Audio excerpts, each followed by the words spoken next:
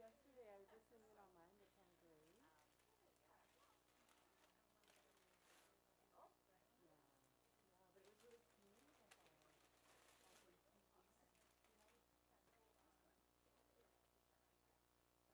The snow is not going to help you. Oh, really? Okay. I tried to call Uber this morning, but they did not. I mean, I had plans to bike, and then I was like, oh, the snow is staying. Yeah, yes,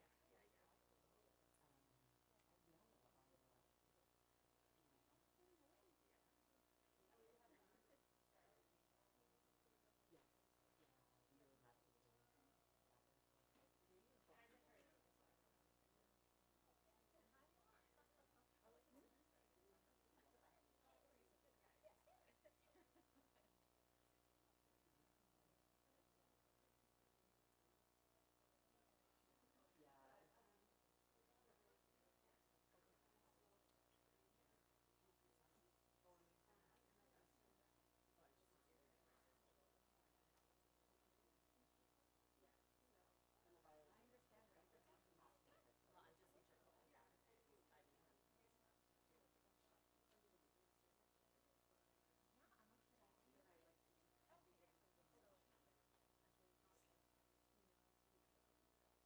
Well, I'm just we're saying teaching. Yeah, please.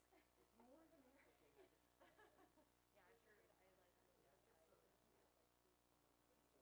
Yeah, I'm sure I like and Heather, is your water delicious? 100%.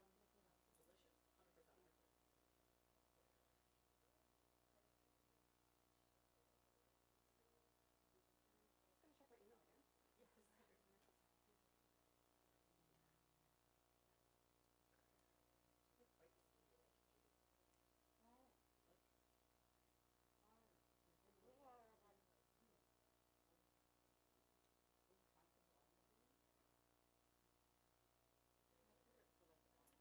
No, it is. So like on the stage it was like action.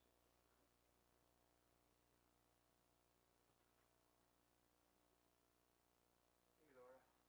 Hey Blair, how are you? Fine, fine, good to see you. Good to see you. Are you doing a mad conference to airport guy? Exactly, yeah, precisely the kind of last week when lots going on. Yeah,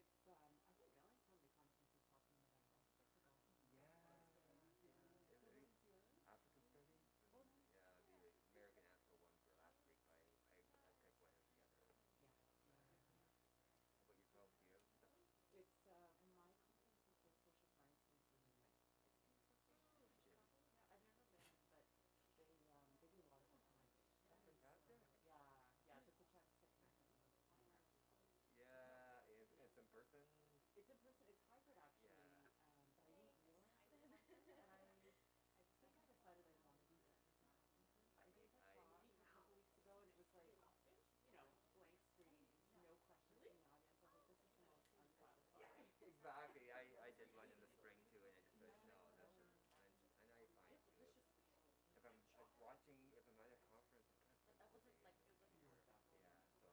Yeah. So I just yeah. So I was looking for partially also to see old friends. Yeah, exactly. I miss the connection so much, and stuff, and also because it was in Chicago, I'm writing this chapter on Emma Goldman's time in No exile, and way. her Interesting. birthplace in Chicago. So I'm like, You well, gotta be kidding. I want to go and see it. So it's kind of a bit of a. Wow. I don't know why I'm obsessed with African. For sure, for sure. Yeah.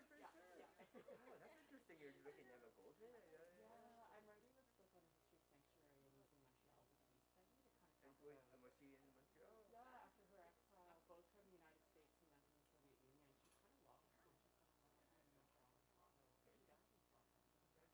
And then buried in Chicago? Buried in Chicago. It was when they finally, she was allowed to go back for 9 days in the spring of 1934, but other than that, the Americans took her. I think they let her buried in Wow, that is which is an kind of interesting cool. story. Yeah, I did not know that. Yeah. So, I was like, well, there are enough reasons for me to. Oh gosh, yeah. Yeah. Plus, it struck that Yeah. wasn't. Is it Yeah. for you? Because I'm going to Philadelphia in January. No, no. Initially I was going to Montreal, then did everything ended up looking through Toronto. Yeah. Both of those airports are nightmarish right now because of the construction. Like, I think the actual processing people is better, but the construction is. Oh. Where am I? I was in a cell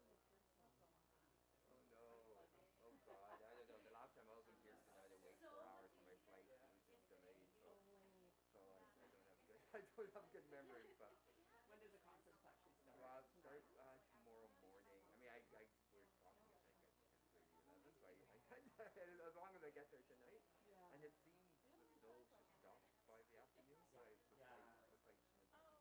A little worried. I know I sent you a kind of gloomy email because the first snow of the season is always on straight whether it's a road or the Oh airport. God, So yeah, I know. And Air Canada was sending emails saying, if you want to change flight, we could do it. We're monitoring the weather. And I'm sure they'll charge you an arm and a leg, well, right? exactly. Yeah. We'll do it for you. Yeah, exactly. Happy to take your money. Yeah. Yeah. How's it going? Good. Good. Yeah, he ended up driving me this morning because I couldn't make it out for my bike. But then I was like, oh, this one's Are you a winter biker? yeah. I'll go Oh, until that's impressive. Yeah, no, I once it snows on the road. I'm lazy. I don't want to bike down my bike and all that. It's just all. whenever you can do it. No. Yeah, so we've both been really busy. It's a busy time, Mm. and but good. Tom's been working on the light rail transit, and Well, keep it. Which line or both lines or? so the planning into his architectural designs for the first phase, and then he moved firms. Oh, I didn't know that. Okay. But Is it's a nightmare with projects, right? So he's really like, is this really what I want to it? spend my time on? You know, they're all kind of cogs in the machine. Oh God! And so they're doing both the west east, the extension, and the north south one. I don't know about the north south extension. I think she knows about the extension to the north. Yeah. So you know, he's okay. Yeah, it's a little stressed. Fair point. And the kids are doing so well. Yeah, it's a lot. You know, they're back without masks. Yeah. And And then are they, anyone wearing masks in the classroom for them? No, then there's yeah. one family that there's no mask.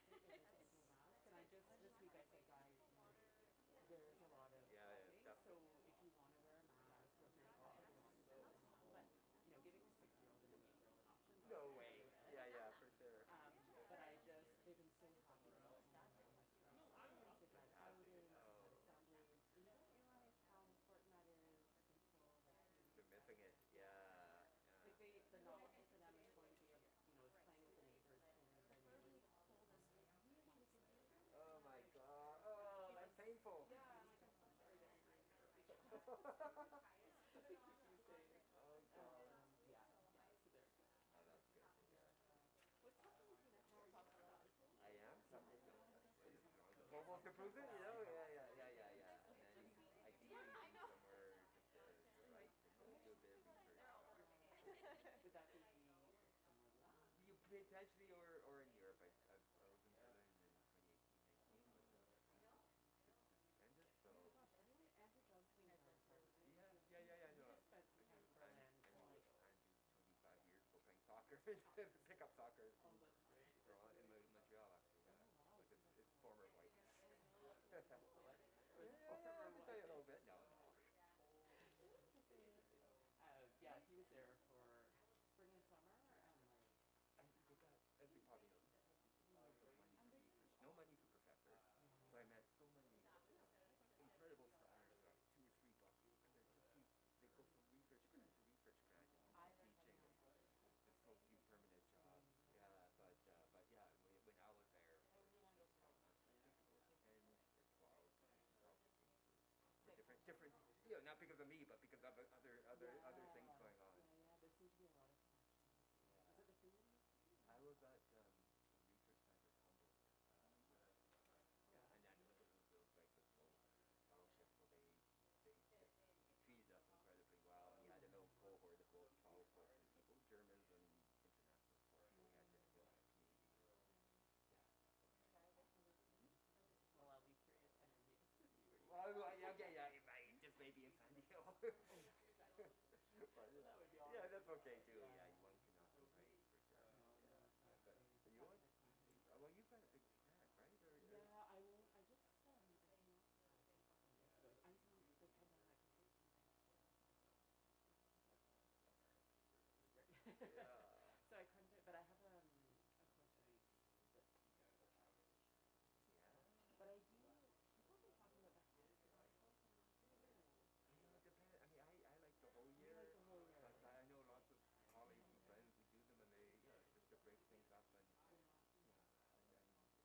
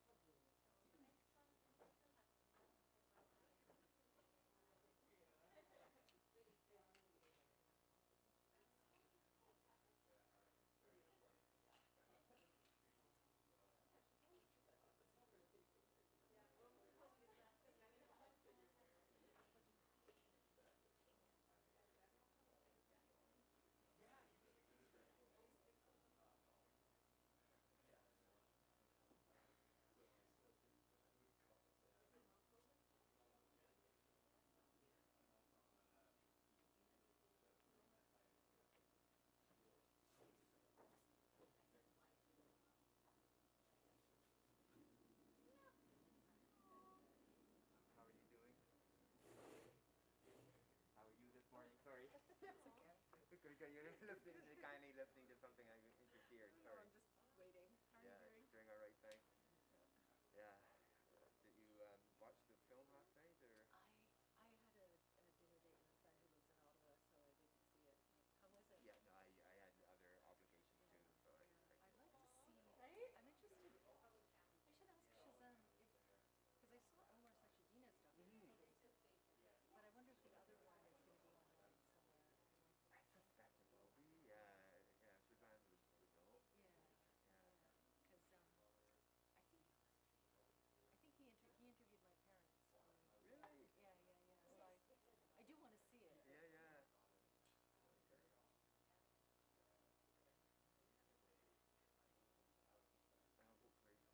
Hopefully folks can make it soon with the weather and driving. Like, it's not that bad. I mean, it's just.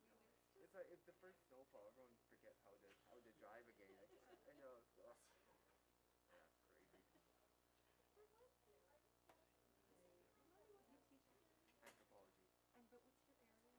I work in Africa, kind of on what I call kind of cultural politics of livelihood. So these days I'm working on what's called artisanal gold mining, small scale informal sector gold mining, and gender dynamics. And what are your countries? I mean, Southern Africa? yeah, usually though. I am also doing some work in Sierra Leone, which is such a different thing, but yeah, mainly Mozambique these days, but Zimbabwe is the country I know the best. That's interesting. I mean, Mm-hmm. especially when you consider that Canada's one of the big mining Oh, for giants. sure, exactly, and yeah, there's a lot of interest, and there's a fair number of scholars who are Canadian who work on both artisanal and large-scale mining in Africa, so it's an interesting community. Is there, like, do you see that conflict in the areas where The you're areas, working, or is it the more? conflicts I see are more with Chinese small-scale mines. Most of the mining, there's Chinese miners are everywhere, like Chinese investors and business people are everywhere, and so in fact when I go to the rural areas, including in Mozambique and Sierra Leone, often those kids, when they see me, they know I'm a foreigner, but they'll go, they'll speak Chinese to me, Wow. thinking I'm a quote-unquote Chinaman. Yeah, but so it's no longer necessarily the white man as the foreigner involved in economic activities. Yeah. Interesting. Yeah. And so many people are so swiftly adapted to what the market. Oh gosh. The children pick up the Chinese. Oh, for sure, exactly. That's amazing. Yeah. So it's fascinating for sure. And each mining area I've been to is completely configured differently depending on kind of local dynamics and how different power brokers were positioned. And yeah, and there's lots of women involved, which is the kind of the focus of our research. Well, that's interesting.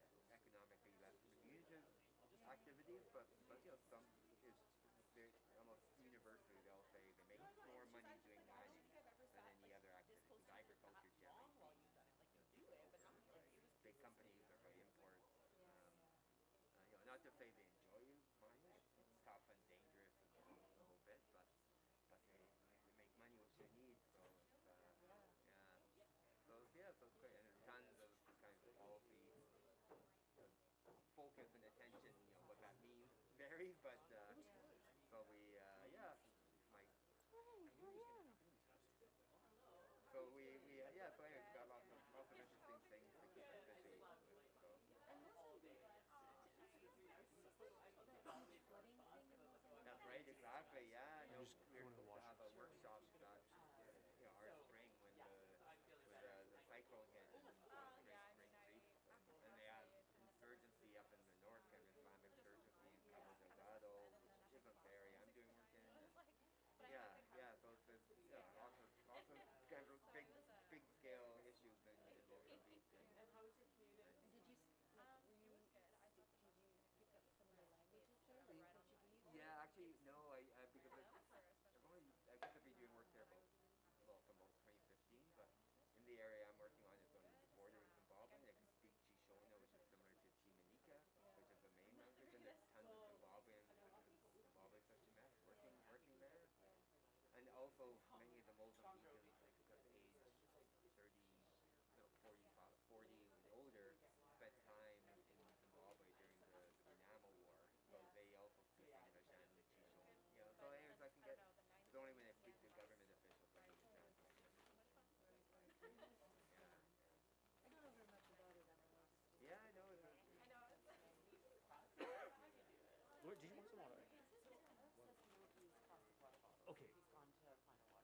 Okay, but did you want that?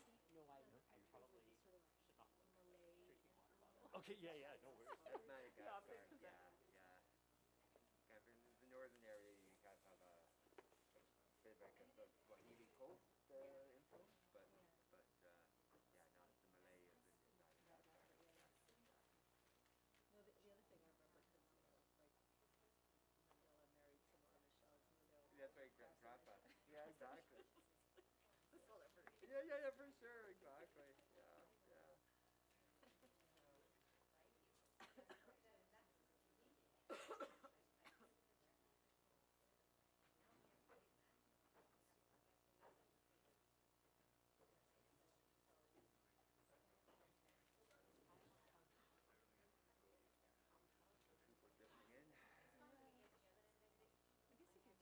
that. Yeah, exactly. Yeah.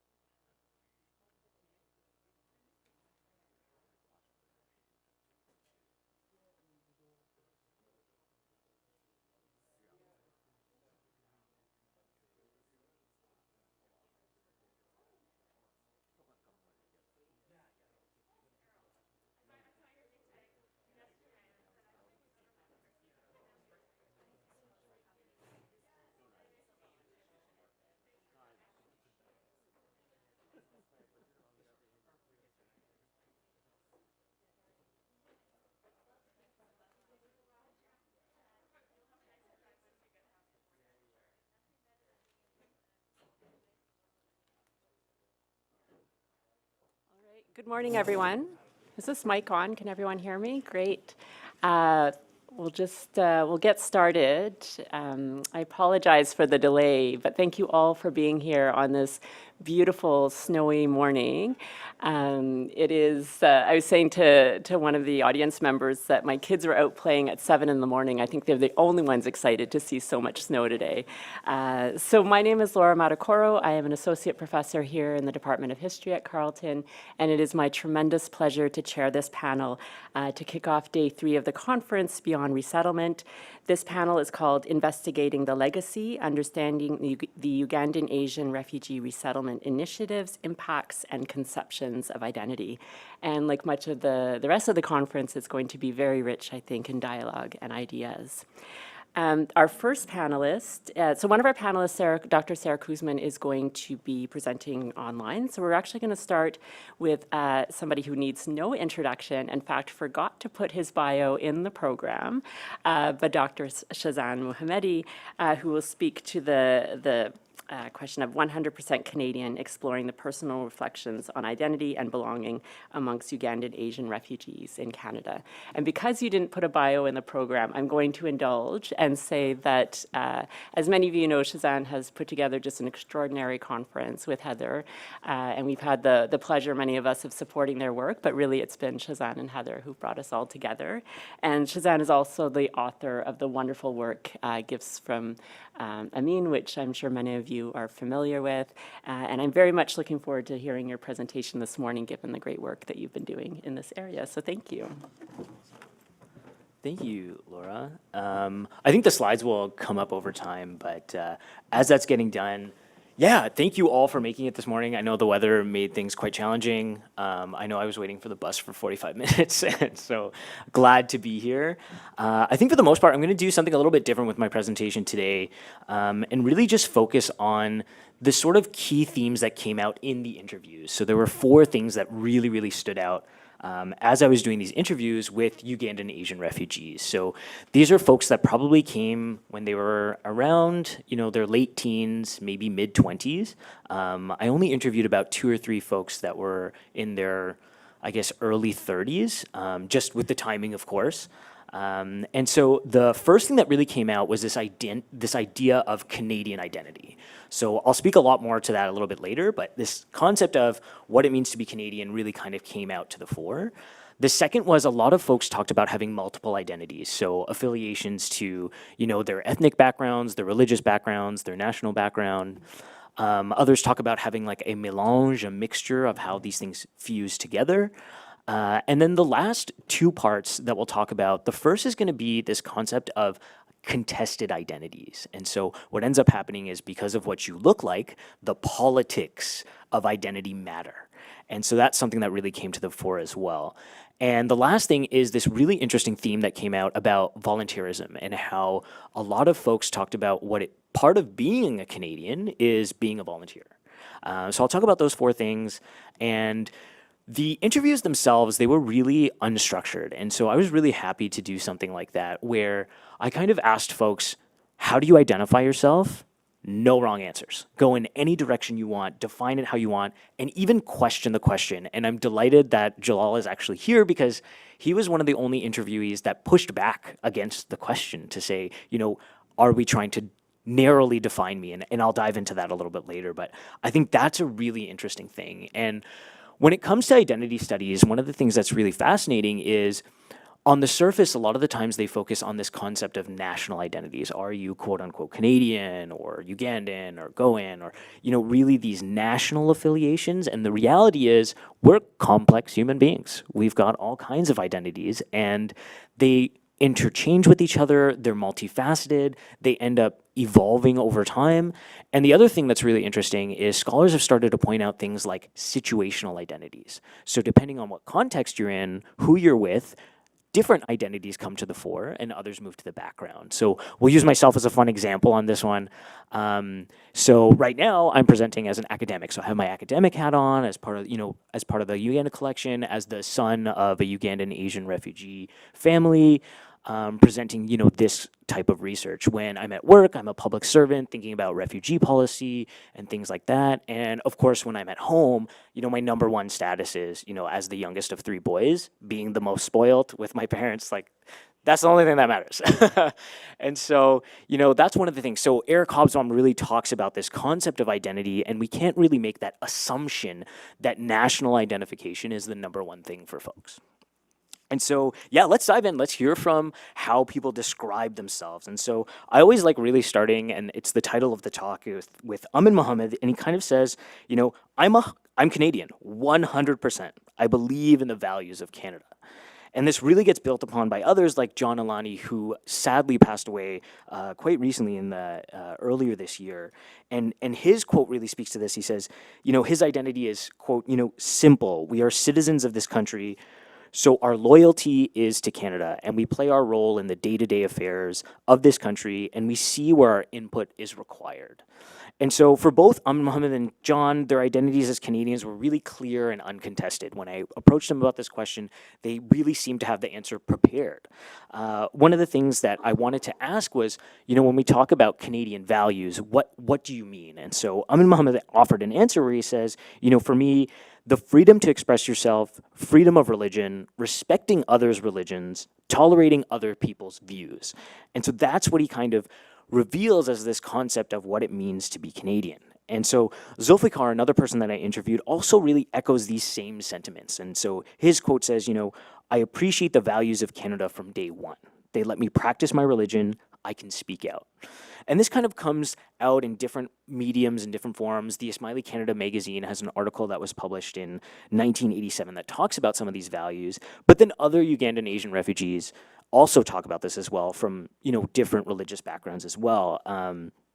So while Senator Mombina Jaffer is part of the Ismaili community, she also talks about this, and she says, Canada has really, quote, made a space is sharing and making spaces for all of us, which is really, really interesting. And so I think a lot of folks have kind of leaned on this concept of the inclusivity of holding multiple identities, of being part of Canada. And so it gets a little bit more complicated when we talk about these multiple identities. And so I'll dive right into how John Nazareth articulates this. And he does a really beautiful job of it, in my opinion. And he says, I am a Canadian, a Ugandan, an African, an Indian, and a Goan. You don't have to choose except if one goes to war with another. But in this case, I don't have to choose. And I embrace all of them. They're all part of my psyche. And when I'm with Ugandan Africans, something almost goes click in my brain, and I joke like a Ugandan. And so this is a really, really fascinating concept, and I think we've all kind of observed it in our own daily lives. You'll hear your partners or your siblings or others, especially with the work from home during the pandemic, you'll hear their work tone and you're like, whoa, I've never heard you speak to someone like that. Or, their expertise, right, in their subject matter and things like that. And so this is something that really resonated with me, throughout the pandemic, but is also something really true of folks in their daily lives. And so I do want to put a bit of a spotlight on this like multiple identity concept, because it is something that is quite interesting. And so Jalal offers a really interesting unique. So when I asked him about, how do you identify himself, his answer is certainly very Canadian. I've got a cultural heritage, which is Indian, which I'm not at all defensive about. So I am a combination of all of that, and proudly so. But if you say, does my absolute loyalty go to Canada as a country? Of course it does. Vis-a-vis India, vis-a-vis Africa, of course it's Canada, right? But to identify me or put me in a narrow hole, are you a smiley? Are you Canadian? What does Canadian mean? Canadian to me incorporates all of these, the value system, the cultural background, the attitudes, whatever. So that's a long-winded answer to a simple question, but I'm questioning the question. And I think this was a brilliant articulation of this really difficult concept where when we talk about identities and identity politics, sometimes it can get really, really wrapped up in this simple notion that we're just one thing, or maybe you're two things, but you can't be 10, 15 and have those change over time, and also just change based on which room you're in. And so I think that's a really, really interesting concept. And Zaina kind of builds on this in hers. She says, if I look back from an identity perspective, it's a mixture of it all. It's a mélange of the two. And so she really talks about having both a Ugandan and Canadian identity. And for her, she was quite interesting because she spoke about how her conception of home was wherever her family was. So she's like, it doesn't matter where the physical, table we're sitting around for dinner is, so long as the same folks are there, that does feel like home. So really, really fascinating. I think one of the challenging parts, and this kind of leads into this idea of contested identities, is John Nazareth, when he looks back at his conception of being a Goan, a Ugandan African, a Ugandan Asian, he kind of writes this quote when he's leaving. When he's leaving the country, he writes a letter to the public service. So he was a public servant in Uganda for a long time. He actually left after the expulsion decree. And so he writes, quote, after submitting his official resignation letter to the Ugandan government, he explained that, quote, actually, I sort of remember telling them that I'm so thankful that you gave me a chance to really contribute to my country. And when I wrote that and I signed it, I really shed a few tears because that was a break. I can never think about that without breaking. I can't. And so his personal history revealed that direct impact of his historical background, but also that this was a physical and psychological break from that attachment to Uganda that he felt genuinely. Thankfully, John was later able to reclaim this identity when he founded the Goan Ugandan Association in Toronto. That's been doing quite well, actually, for quite a few years now. And so the other thing that comes to the fore is this concept of contested grounds of asserting your identity. And so there we go. A lot of folks kind of talked about how you're always asked these questions. And so Errol's also in the room, so I'll quote from him as well. And he talks about this, that he says, if you answer the question, when people ask, where are you from? Errol says, if you answer the question with, I'm Canadian, people don't accept that as an answer, right? That unfortunately will last for the next up-teen generations because people associate if you are Canadian, you have to be Caucasian, right? I mean, that's how it will always be because they want to know your ancestry and they want to know where you actually come from. And so this is sort of that infamous question that everyone gets is, where are you really from? And so it's something that's happened to me. I'm sure it's happened to many other folks in this room when they're asked these questions of where are you from? And so Altaf also answers and provides another perspective, and he's a college professor at Algonquin, and so he talks about how every year when he starts the school year, he walks into the classroom and he gets these very similar questions. And so he says, they always think you're from India, and they say, where are you from? And I say, where do you think I'm from? And they never think of me as from Africa. But for us, you have to go back and you have to say, well, I'm from Uganda. Then I start explaining it to them. My thing was different. My dad was not born in India. He was born in Uganda. My grandfather came from India, so my dad was born in Uganda too, right? So it's a whole different thing. We're Ugandans. My mom was only 8 months when she came to Uganda, so she wasn't anything else except Ugandan. So it's hard to explain, right? First and foremost, we are from Uganda, and you have to start telling that story. And so others offer these really interesting insights. I think I'm a little bit pressed for time, so I'll move through. Okay, perfect. That's good. So the other things that really came forward is, this concept of Canada's roots in Canada. Yeah, and so I'll talk about another example. So Karm kind of talks about this as well, and he says, and so he's a dentist, and so he often has like new patients, and so has that chit chat when you start. And so he talks about it, and he says, people look at me and they say, "You're from," and I'll say, "I'm Canadian." No. But where are you really from? I say Uganda. Oh, not India? No, I've never stepped foot in India. I think what you want to hear is that my blood is East Indian. My grandfather was from India, but he moved to Uganda where my dad was born, and I was born, so theoretically, I'm African. And then I am now in Canada, and I was a refugee when I came here. So now, by citizenship, I'm Canadian. And so I think these historical roots really inform these conceptions of self. And it is really a unique way of defining yourself because it is all individual. There's no sort of right answer to the question. And I think that's what we're seeing in these myriad of responses. I think, these things are blurred across both space and time. And one of the things that was really interesting is that some folks, when they talked about their identity, they chose not to talk about certain folks. So Terry, in his interview, didn't identify with being a Ugandan no longer. So he kind of said, in his quote, he says, "I've closed that door," and he felt that was something. I'll use the actual quote. So we usually say we're going ancestry, going and brought up in Africa, and we live most of our life in Canada. So I always say that. And so Terry, for him, he says, I really had a great life in Uganda. I enjoyed it. We had just a fairy tale life in Uganda, but that door is shut and I have no interest.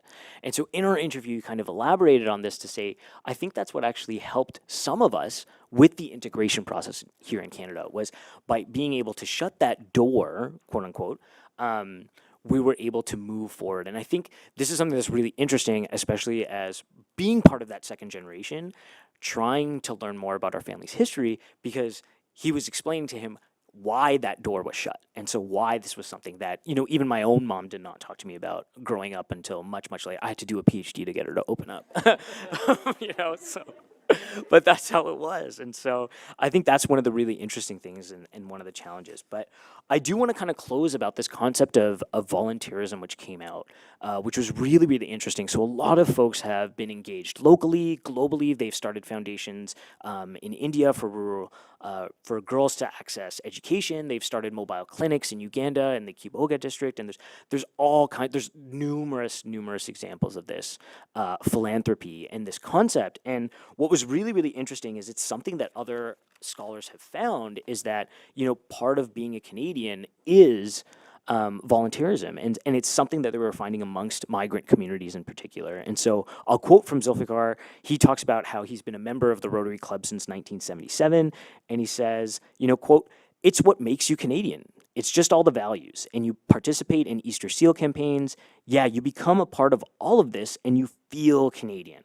And I also really want to borrow from a study by Miedma and Taslasogu's article where they interview a newcomer as well, and they say, quote, "She became a Canadian citizen by doing community work, a real Canadian citizen by doing Canadian work."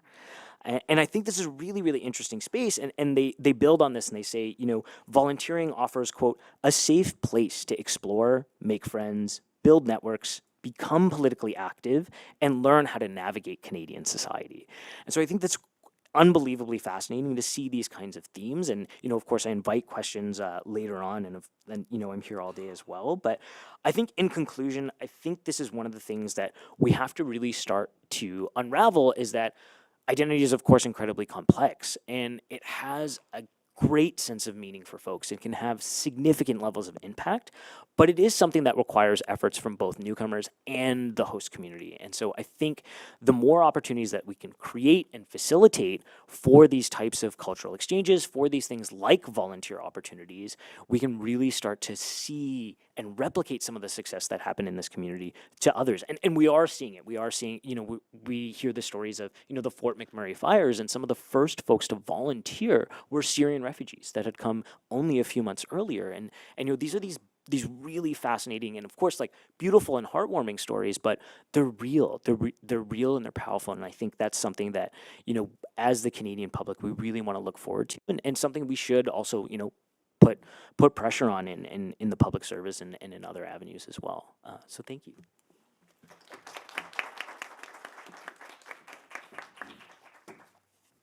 Thank you so much, Suzanne. That was a really wonderful way to get us started. And when you talked about identities changing over time, I thought, well, maybe you might write a second book. So just planting that seed. It's now my pleasure to introduce Dr. Sarah Kuzmans, who's going to present online. And I have an oversight in that I didn't welcome our online attendees this morning, so it's great to have people joining virtually as well. Sarah is going to present a paper titled "Globalizing Resettlement, the Role of the Ugandan Asian Expulsion in the Emergence of a Neoliberal Refugee Regime." Sarah is joining us, I believe, from Belgium. She can confirm, where she's working as a doctor assistant in cultural history at KU Leuven, and she has also joined the School of Social Sciences at U Hasselt, where she teaches one course as an assistant professor. And I'll just say that I'm especially looking forward to Sarah's presentation because her PhD work was incredible. It was funded by the Research Foundation Flanders. It was conducted at KU Leuven, and it concentrated on the impact of the resettlement of refugees from the global south. So it included not only Ugandan Asians, but also refugees from Chile and Vietnam. And it's really a path-breaking piece of work. So it's amazing for us to have Sarah here this morning. Thank you. Good morning, everyone, and thank you, Laura, for the kind introduction. You can hear my voice, it's a little bit hoarse. I'm having a November cold, but I'm gonna get through it. I cannot see you, but I hope that you can hear me well. And first, I want to acknowledge that Ugandan Asians tremendously benefited from resettlement and did exceptionally well. And I think Shazan's paper was a testimony to that. So many things we have heard at the conference already were. And this cannot be stressed enough. Also, because when we're looking at the future, like the UNHCR representative did yesterday, resettlement remains one of these amazing features of the refugee regime that could lead to new lives for people. Yet, this paper has a different focus on Ugandan Asians' undesirability and the effect that the resettlement caused on the refugee regime. Repercussions, I believe, have an effect until today. I want to really guide you through this undesirability issue in 5 major steps. First, I want to look a little bit at the premises on which the resettlement was based. Then I'll take you through the legal identities of Ugandan Asians that caused their undesirability in a way, which was done before me by Professor Mamdani, so I can be brief about that. And then I'll go into the issue of a crisis long foreshadowed as an expulsion that didn't come so surprisingly as is often expected. Then I'll go through the British attempts to deny the responsibility, and at the end, I will reflect on the neoliberal aspect as I identify it. Because in this talk, I shall argue that resettlement was an early manifestation of a liberal refugee regime. And by liberal, I understand it in a sense that has been recently worked out by Quinn Slobodian, of restoring colonial or imperial power hierarchies without the settler colonialism. Thus, neoliberalism in my paper is not just an economic system, it's a political system of a time of intense power reconfiguration. And Amin, as we have heard yesterday during the keynote, was a clever and strong opponent to the status quo. But as I will show, through resettlement, the British eventually did gain the upper hand and they could restore a power balance in their favor.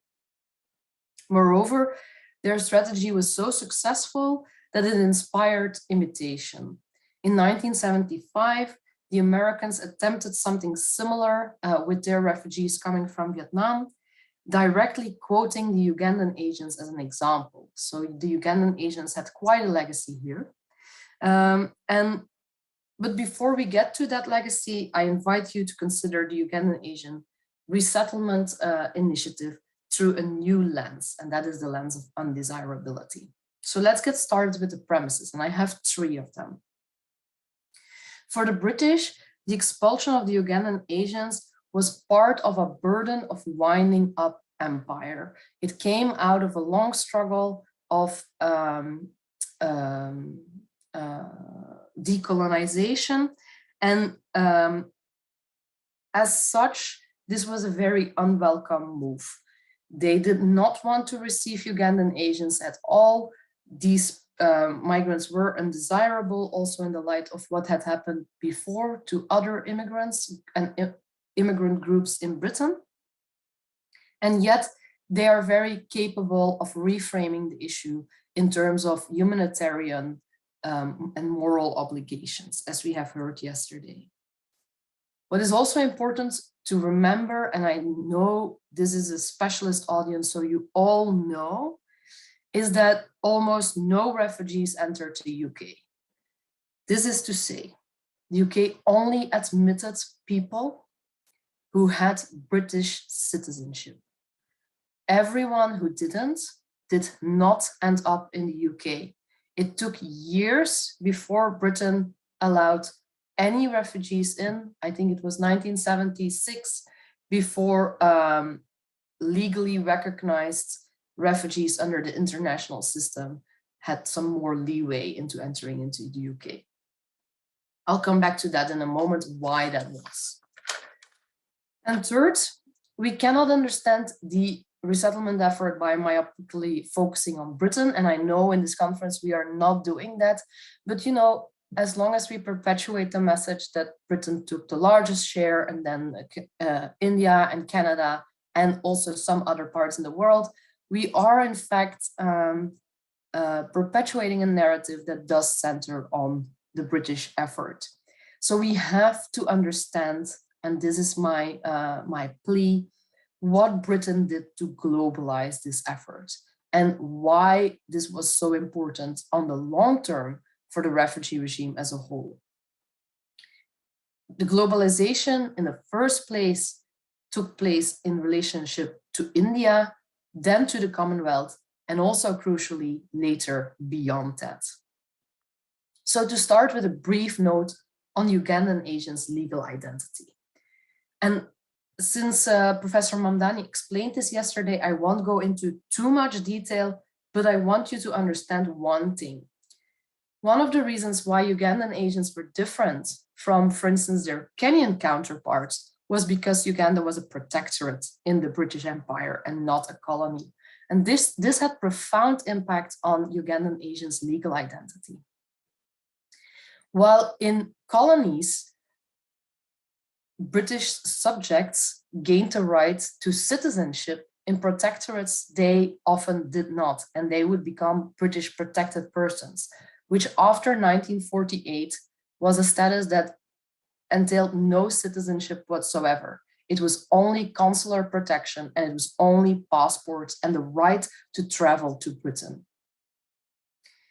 So while Asians in Canada were mostly citizens at the time of independence, most of them chose to retain their British nationality, their citizenship. There was very little incentive to change their nationality.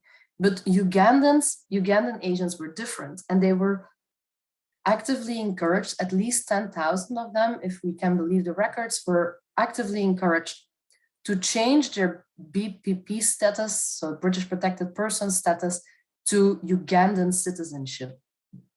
But then the British government, thinking it was acting on a gentleman's agreement with the Ugandans, did not comply to Ugandan constitutional provisions for renunciation of citizenship. And so many of these BPPs were in the understanding that they had Ugandan citizenship, but this was never the case.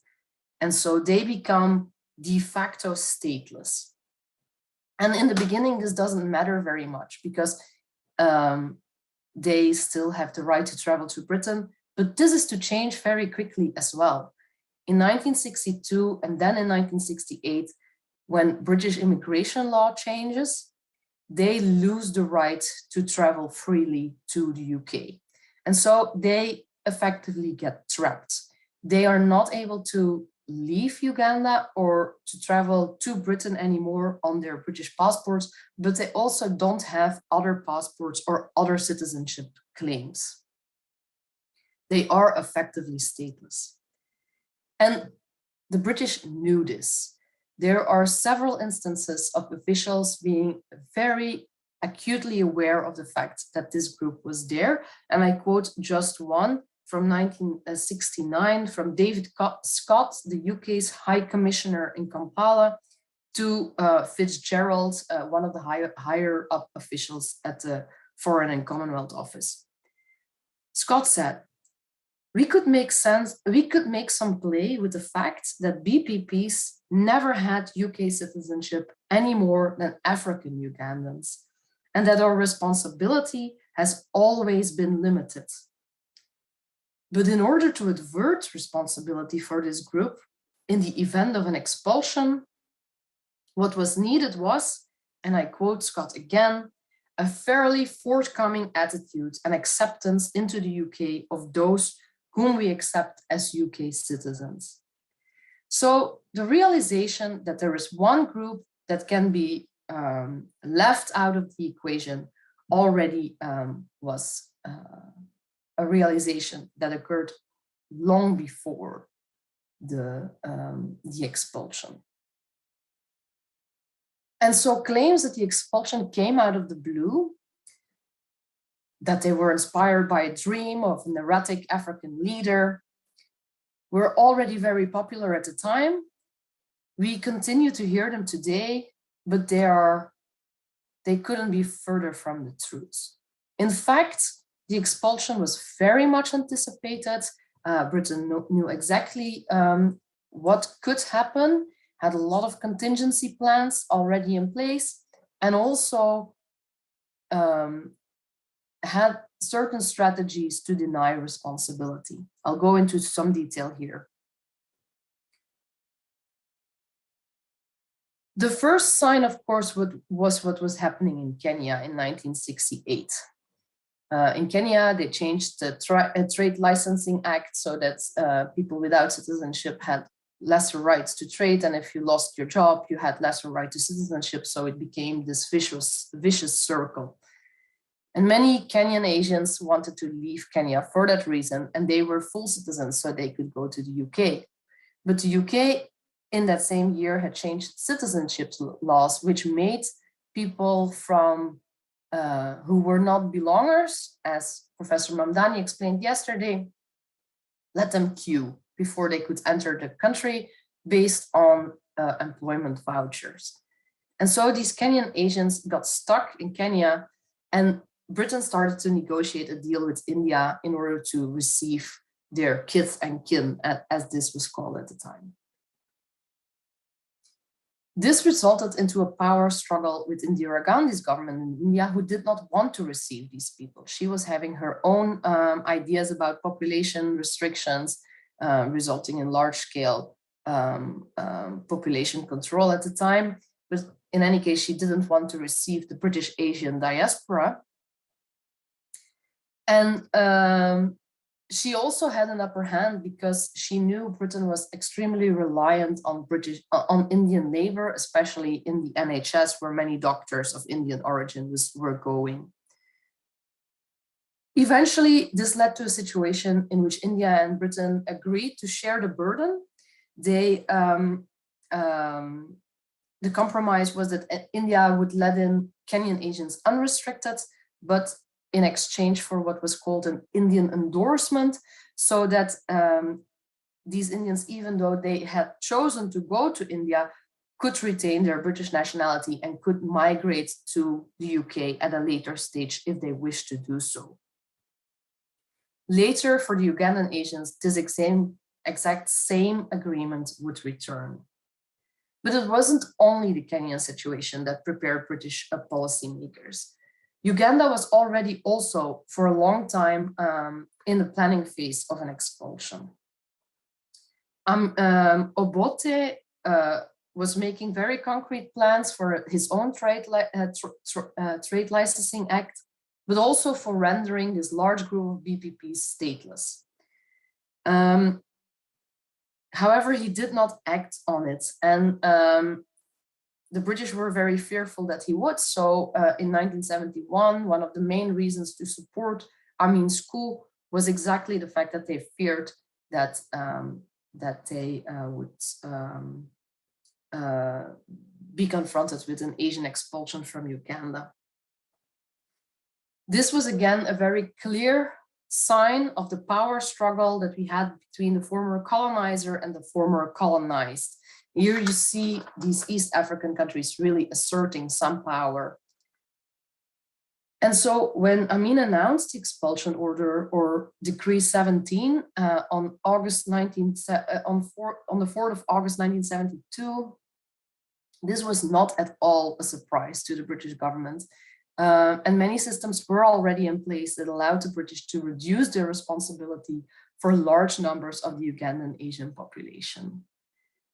But they couldn't, of course, act entirely unhampered. They were hampered by international law. They had acceded to human rights instruments regarding the prevention of statelessness, regarding freedom of movement, that obliged them to let people back into the country of their nationality.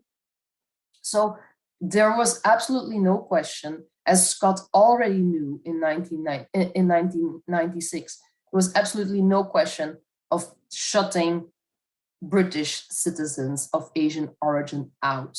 This was not possible. It would go against human rights law. It would lead to convictions in human rights courts. Britain would lose its humanitarian appeal, its moral obligations, its moral high ground. So that group was already secured. They knew already in the 60s that they would need to take them. So Edward Heath, the Conservative Prime Minister, had absolutely no choice, but then worked very hard, and I quote him, to seek to ensure that the world opinion was fully seized of the problem. What he wanted to do was making sure that the rest of the group would be dispersed as widely as possible. And when Amin proceeded with Obote's plan and very abruptly rendered 10,000 Asians stateless, the former BBPs, this actually presented a tremendous opportunity for the British government. Because now, with the stateless group, they could turn to a special UN agency responsible for the stateless, which was the United Nations High Commissioner for Refugees. The High Commissioner himself had some linkages with Uganda. Prince Sadruddin Aga Khan was came from the Ismaili community, and therefore it's often assumed that he took the initiative and was very forthcoming in finding places for these people, but he actually wasn't. And we see this that in the resettlement of the Ismaili community to Canada from Tanzania, he did not get involved. And actually, he was very reluctant to get involved with the Ugandan Asians. The only way he could get involved was because there was a group of stateless Asians involved in it. But, and this is almost always forgotten, as long as people remained in Uganda, they could never count as refugees, because the 1951 Refugee Convention stipulates that a refugee can only be someone who's outside the country of his origin, being it nationality or habitual residence. Hence, what needed to happen was to find spots for these people to leave to go to, and Britain actually took up this task. So Britain immediately used the 3-month grace period installed by Amin to seek places for these people to resettle to, and started intense negotiations with over 50 countries. Of these countries, India, of course, was the most important, and they, but this time it even took more negotiations.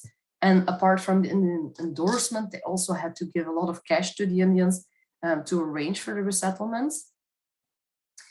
And then very important were Canada and Sweden, both countries with great humanitarian records, and Canada being, of course, a very loyal British ally, was the first country to accept more than token numbers of Ugandan Asians. So it endorsed the resettlement as a humanitarian action, and it did this early on, and the British were very, very pleased to see this happening. Sweden came a little later, required more persuasion, but had an even higher humanitarian status, and was therefore very much welcomed to give the resettlement a humanitarian facade. And what was more, UNHCR then acted as the leading humanitarian agency and acted upon over 25 leads. Countries who had promised in negotiations with Britain to provide spots during for the resettlement, ranging from Brazil to Iran, from Belgium to New Zealand, you name it, many countries across the world. And though these numbers were small, it was very important to work with a caseload of stateless Asians and to make sure that they had enough resettlement opportunities. In order for them to leave the country and to become refugees, UNHCR had to work with staging centers in Italy, Austria, Belgium, Spain, and Malta, which were necessary. Otherwise, these people could never become or attain the label of refugees. So what does this exactly have to do with neoliberalism then?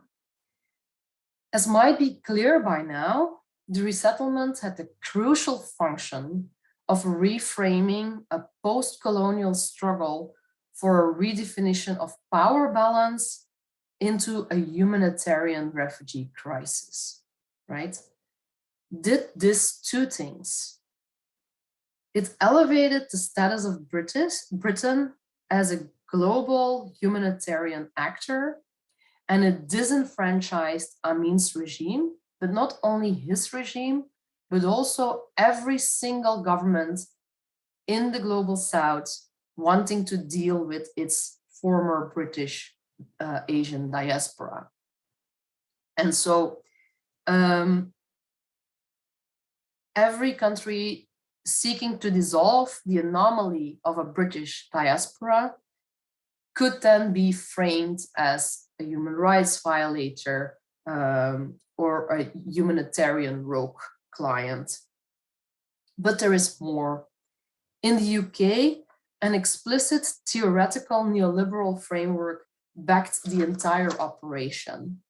Already in 1968, the conservative MP Enoch Powell then already a member of the infamous neoliberal think tank, the Mount Pelerin Society, proclaimed his neoliberal doctrine on migration in his Rivers of Blood speech. And contrary to what many people think, he did not oppose to immigration on sich. Enoch had been one of the architects of the Indian doctor immigration to the NHS, but he vehemently vexed out against the immigration of citizens of color. People with British passports who were not white, he feared would tip the balance of the electorate to the left. Enoch was expelled from the party by Edward Heath, but eventually he won the moral fight because he set in motion a system that seeks to avoid the permanent immigration of people who can become citizens. And here, of course, refugees are the first to become suspect because they relinquish their nationality often when they flee their countries and then seek to find new nationalities in their new destinations. Britain, over the course of the rest of the 20th century, very, very, very carefully avoided to take in refugees, but their stance has become, over the course of the 21st century, more and more widespread, you can say. And so unknowingly and unwillingly, UNHCR, but also the large resettlement countries, helped to install a system that would severely hamper their operations in the future, their resettlement operations in particular. But not before they tested it out once more in Vietnam, but I'll leave that for another paper, as I have been warned that my time is running out. Thank you for your attention.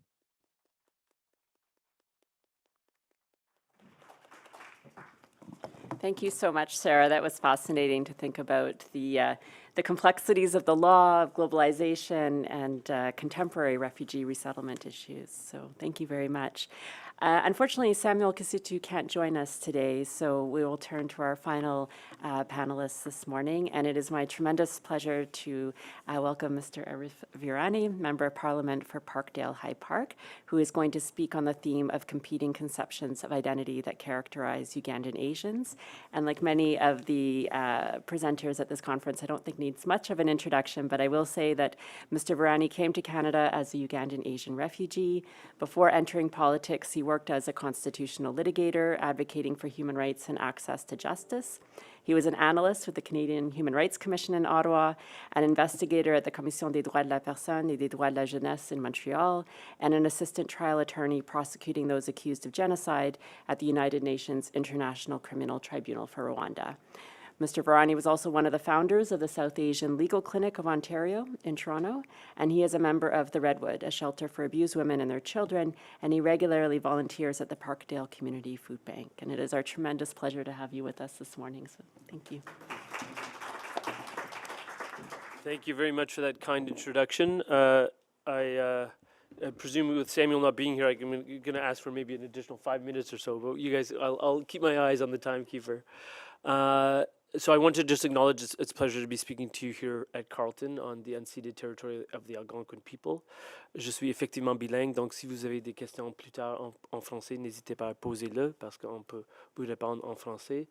I want to acknowledge Carleton, the work of Shazan and Heather in terms of this conference, but the stepping up of this institution to house the archive. That archive is something that is very meaningful to a lot of people in this room, a lot of people in this country, including my parents who have donated their own documents to that archive. And it's amazing to see yourself there. And I'll say very personally that I personally accessed the logbook and found the entry of my flight and my family on October 12th of 1972 in that logbook, which is quite an amazing thing. And then I shared it with people at Long Point, which I just visited 3 days ago. So the work you're doing is impactful, and I really, really venerate it. What I'm going to reflect on is, first of all, the previous two speakers were quite amazing, both in their own rights. I'm going to sort of walk you through sort of two parts. One is sort of my personal journey, but secondly, my professional journey as a parliamentarian, and touch on conceptions of identity all along that narrative. So let me start with sort of my personal journey. So like many in this room, like many you've heard of, the ancestry traces to Gujarat in India. There's about 3 generations of my family, 3 or 4, depending on which side of the family you're on, that are born in East Africa, in different parts of East Africa. So I have aunts and uncles that are from Kenya. My mother was born in Singida, Tanzania. My father, I, and my sister were born in Kampala, and subsequently made our way here. I was an infant when the expulsion order was made, right? So I come here, I know I look a bit young, but I'm actually 51 in about a week. So I was 10 and a half months old when we came, which prompted my son to ask my mother if she hid jewelry and cash in my diaper, because no goon would look for jewelry in a poopy diaper, according to my son. Which is a good strategy, but my mom did not hide jewelry in my diaper. The family settled in Montreal, where we stayed for about 18 months, 24 months, and then we moved to Toronto. I think, I was trying to frame sort of this narrative in the context of sort of conceptions of identity. And I think if you had asked me who I was when I was young and in elementary school, I would have said, like most young newcomers, young immigrants, regardless of where you were from, I'm just Canadian. Or I desperately just wanted to be just Canadian, right? You just want to fit in. You want to not speak with an accent. You want to take peanut butter to school and not dal and rice. You want to not have people hear your parents' accent. You want to have them not see people eating with their hands, right? All of these things that are part of this sort of cultural sort of ostracism and this sort of a dysphoria that exists in the mind of a young child. And I think that was very, very common, right? I'm just Canadian. And it manifests even in terms of a journey of people's identity, in terms of, I'll use myself as an example in terms of names. I didn't want to be known as Arif. I didn't want to be known as Arif. Some of my classmates in grade 4 gave me a nickname, which relates to Varani, which was verb. And I just wanted to be known as verb, because that was just more easy to pronounce and just made me fit in. I think you then get to sort of middle school, or what we called junior high at the time, and you get to high school, and you start to age a little bit and you become a bit wiser, a bit more mature, not much, but a little bit. And you start to think about sort of what you're hearing at the dinner table, what kind of music your parents are playing, who they're hanging out with. Lord knows I spent a lot of time with the Aga Khan cricket team, which my dad founded in Toronto in 1974. And there were all of his buddies from East Africa. There was not just Ugandans, there were Tanzanians and Kenyans, etc. But you start to understand and appreciate. You hear stories about matoke, about climbing trees for mango, all of these sort of idyllic images of East Africa, the pearl of Africa. And you start to connect. And there's a religious connection with the Ismaili community that I share with Shazan. And I think you start to identify at that point as, well, I'm from Uganda. My family is from Uganda. So I think there starts to be a bit of an evolution.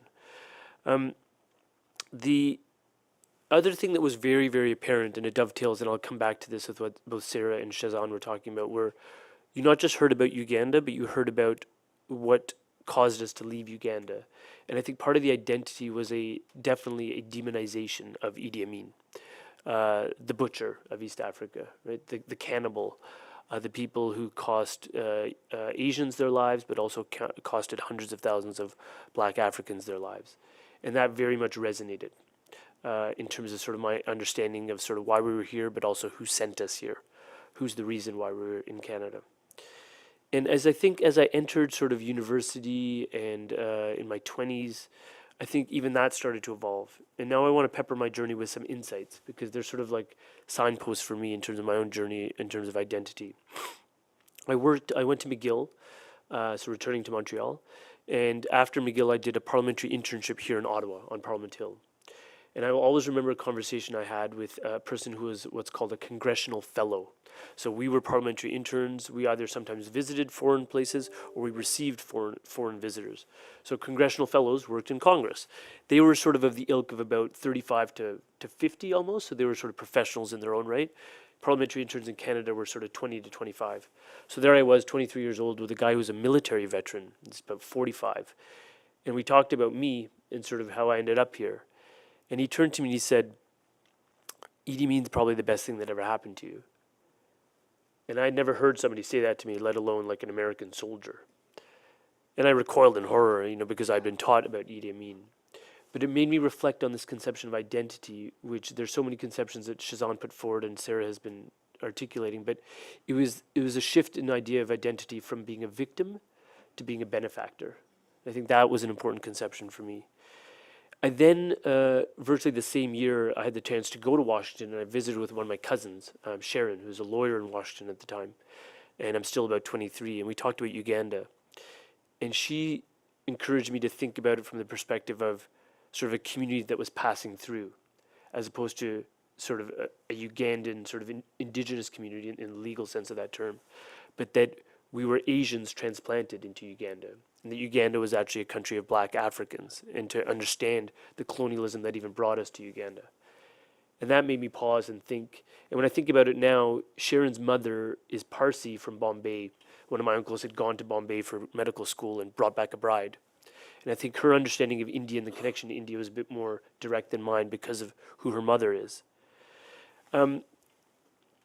The evolution then sort of continues to occur when I have some time between articling and between law school and articling. I go to law school in Toronto, and then between articling and between starting my articles and finishing law school, I took 8 months to travel.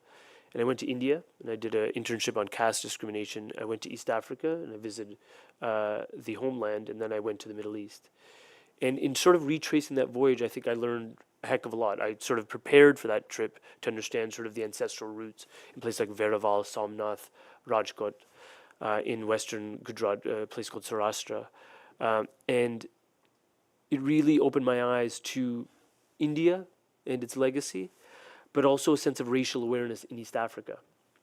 And I saw firsthand when I went to Uganda, Kenya, and Tanzania, and I saw firsthand some of the struggles that still exist between black and brown communities in East Africa. And I don't think we can have a direct conversation about conceptions of identity without addressing the elephant in the room, right? That as barbaric as the edict was, it was fueled by a sense of economic deprivation, racial difference that was, white, brown, black in that order in many parts of Africa. And that's what people were revolting against.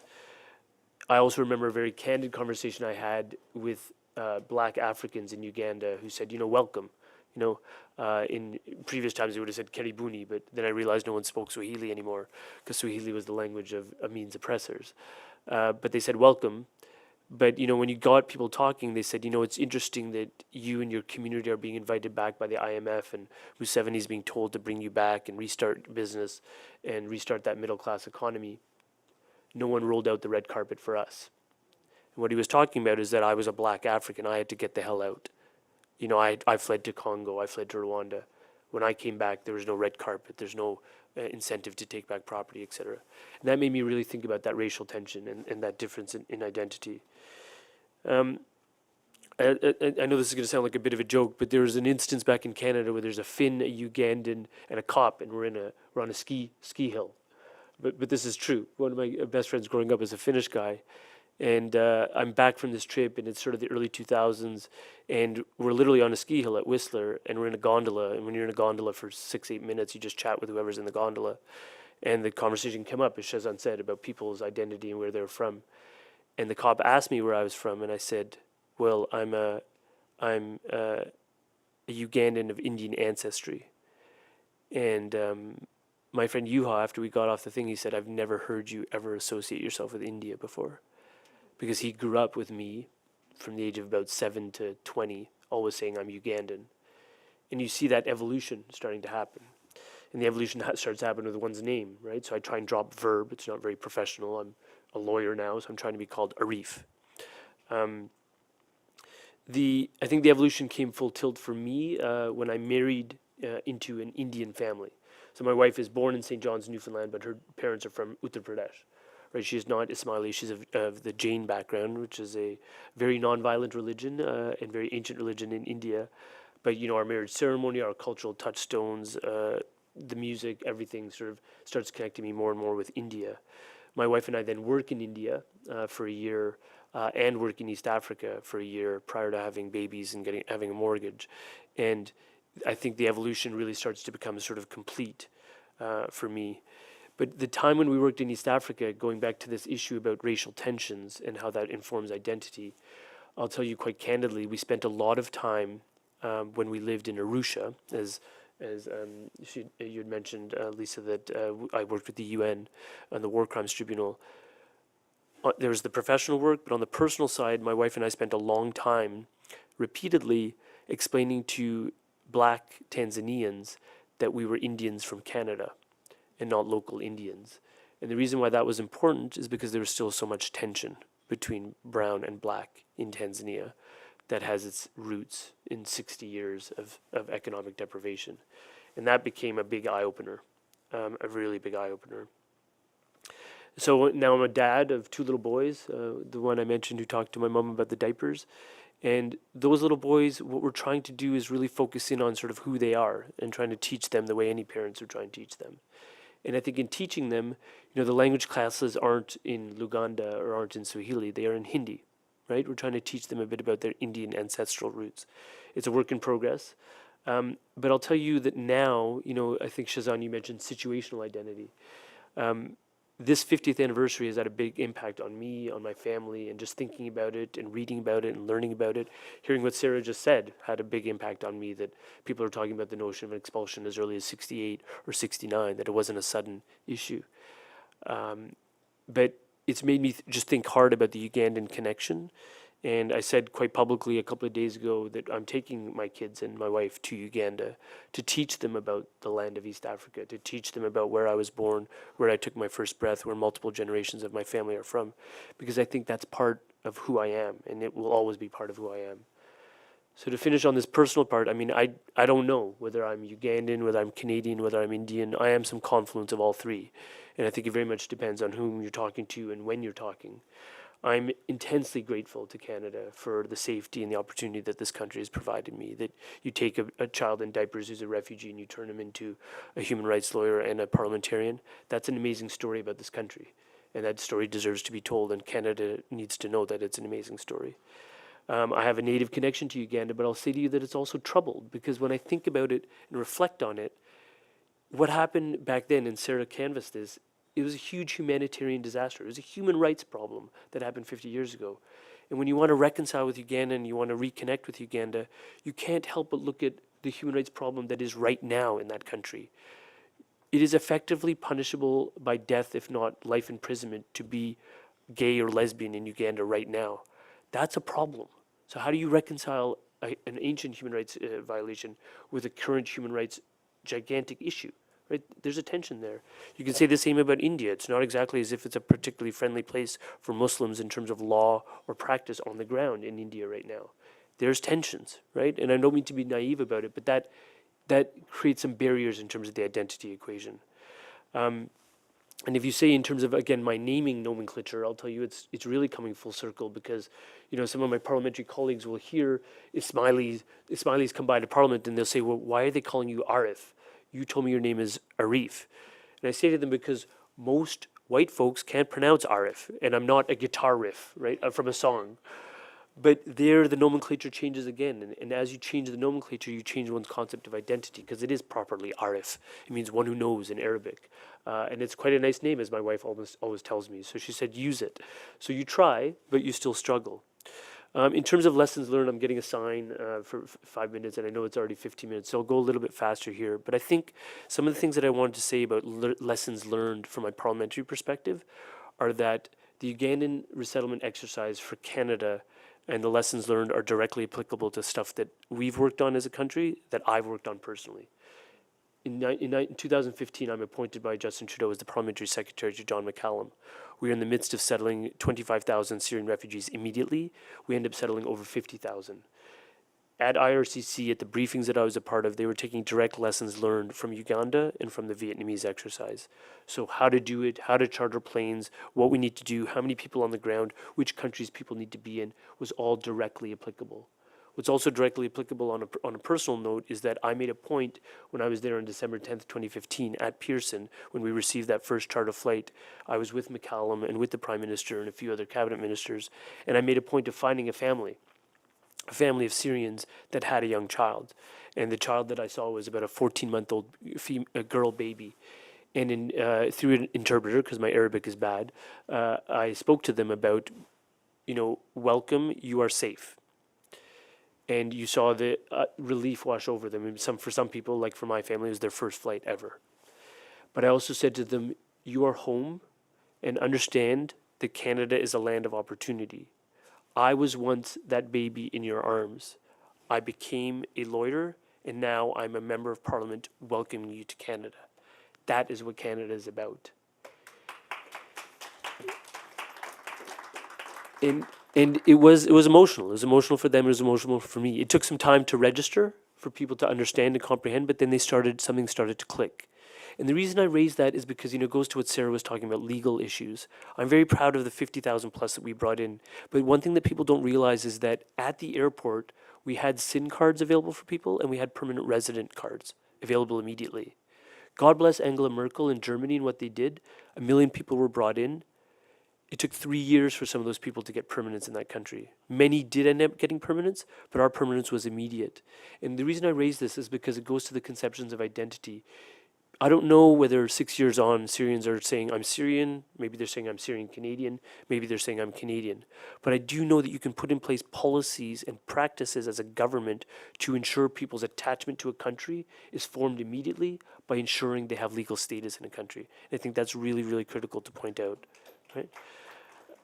I think I'll just raise 2 other examples really quick, Lisa. But in terms of conceptions of identity, I also think that they evolve over time. And I'll give you another example. In 1985, the Air India disaster occurs. It's June, I believe, in 1985. Brian Mulroney is the Prime Minister. One of his first acts was to call India and offer condolences to the Indian Prime Minister about the deaths of Indians.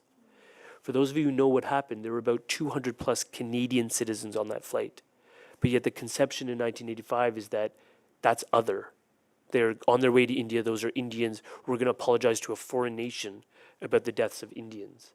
Fast forward to a year and a half ago, Ukrainian Airlines is shot down over Tehran by the Iranian regime. Justin Trudeau acknowledges those are 75 Canadians that are on board. Right? And I don't mean to pedestal one prime minister over the other. I just mean to say that there's a conception that evolves over time. And to the Prime Minister Trudeau's credit, he was including permanent residents in that grouping because those are all Canadians. It wasn't Iranians that died, it was Canadians that died. And I think that's important in terms of political leadership and vernacular. And the last thing I'll end on, and I promise I'll end right here, is there's this notion about multiculturalism and diversity. So you can say that creates both a push and a pull. I very much am a devout believer in a policy that was announced by Pierre Trudeau in 1971 that became law in 1988. People decry it and say, no, you're creating hyphenated Canadians. You're making that a Syrian Canadian. You're labeling yourself as a Ugandan Canadian as opposed to just a Canadian. I believe that we actually, by lifting up those differences, we're actually developing our polity and our pluralism. And I very much believe that, I think the Aga Khan said this the first time I heard it, which is that diversity is a fact, which means that you can have multiple languages spoken in Toronto or so many religions practiced in Canada, but pluralism is an active choice. And the choice is not just to tolerate difference, but to celebrate difference and to uplift it. And I think that's what we do in Canada, and I think that's to our betterment as a nation. And that feeds into these conceptions of identity, where it allows the multiple identities that Shazan mentioned in his opening to actually flourish and one not feeling conflicted. So I'll end there because my time is up, but I look forward to a great conversation. Merci beaucoup.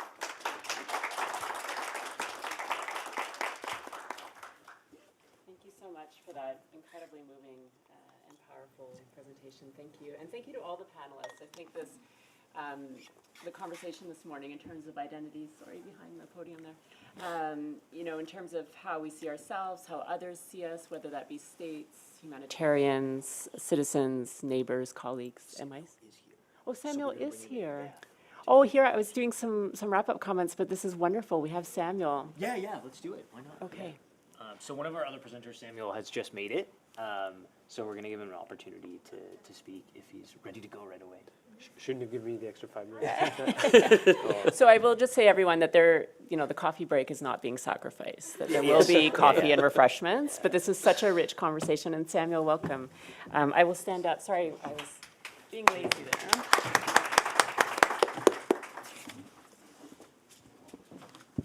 How are you, Samuel? You're good? Good. So it's my great pleasure to welcome Samuel Kisitu, who's a student at the University of Toronto. a philanthropist and an avid advocate for social and economic justice and equitable access to health, affordable housing, immigration status, and decent work in minority and racialized communities. We're very much looking forward to your comments this morning, and I believe you'll be speaking on the theme of beyond finding a home in the Promised Land, Canada, moving towards reconciliation and reconnections for Uganda and for the Ugandan diaspora.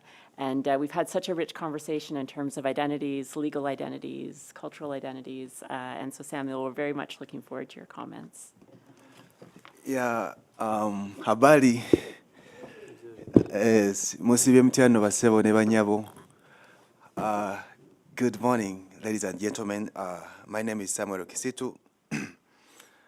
I want to open this conversation with these words. Boba omanyi Jova, oboba omanyi woli, ngomanyi Jova, era omanyi gy'olaga. These are Luganda words. I am Samuel Kisitu. I come from Buganda, from Uganda, from the Luweero Triangle. They literally mean in English that if you know who you are, where you are coming from, then you know where you are going. So we all know how life has put us in different places, but love is bringing us back home, and that is powerful.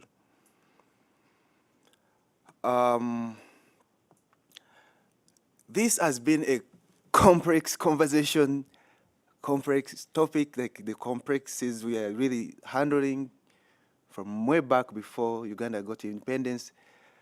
And to me as a scholar, and I mean, I tried so much to find my position in this. So you may expect much, but this is what I have for you. Reading an article on the Rand blog by Nathaniel, written by Nathaniel Allen and Alexander Noyes. It was written in September 16th, 2019. African dictators have been losing power, some to democratic governments, but the military can tip the scales towards democracy. From the second paragraph I want to quote, yet the end of one dictator does not necessarily prevent the rise of another one. Today we are here because of one dictator, Idi Amin. But let the history and writers not forget there is another dictator called Yoweri Kaguta Museveni. And that is how I come into this conversation. Yes, the end of Idi Amin led to the rise of the world's longest serving dictator, Yoweri Kaguta Museveni, to rise to power. Museveni made the Luweero Triangle his battlefield. Luweero is my home, from Kanyanda, along Semto Road, leading to numerous loss of lives, property, and displacement of people, including my own family members. I want to recall the death of late Lubwama Livingston, a brother to my uncle, who was murdered, and he had to make the family's dream about where he was murdered because he was connected to Museveni, because our family was connected to Museveni, helping him in different ways of support as civilians really helped Museveni to come to power. So the family of late Kisitu Elusania may not be recorded anywhere in history, but that is the family where I come from, and I am a grandson. So my father is late Setimba Ronald, and that's who we are. That's who I am. We are so many, but I come to represent masses. The numbers of Luweero Triangle were so much more. Like one life matter really. I want to say, I don't want to underestimate the statement that we have the traumas we are dealing with as the Ugandan Indians or Asians. But I want to tell you that there were real death and skulls which should be recalled, which we have really we have to nurse those wounds.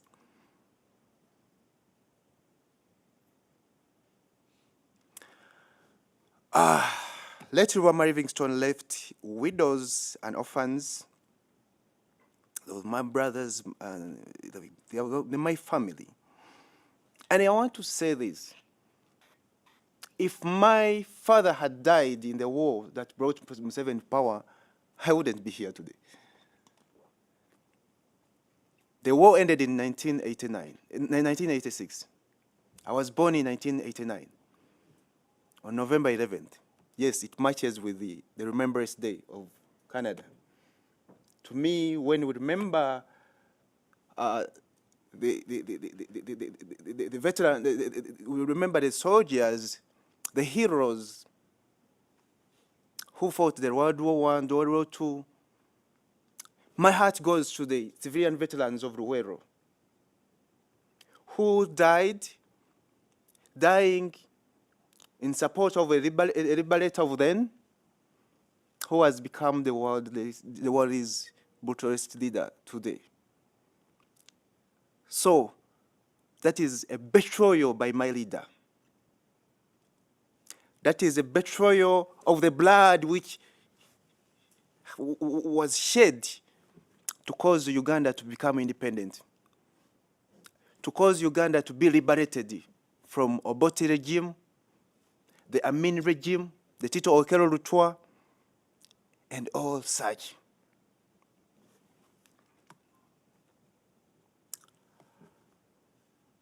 Yesterday, we had a conversation. We had really a rich conversation from a very respectable man in this world called Professor Mamdan.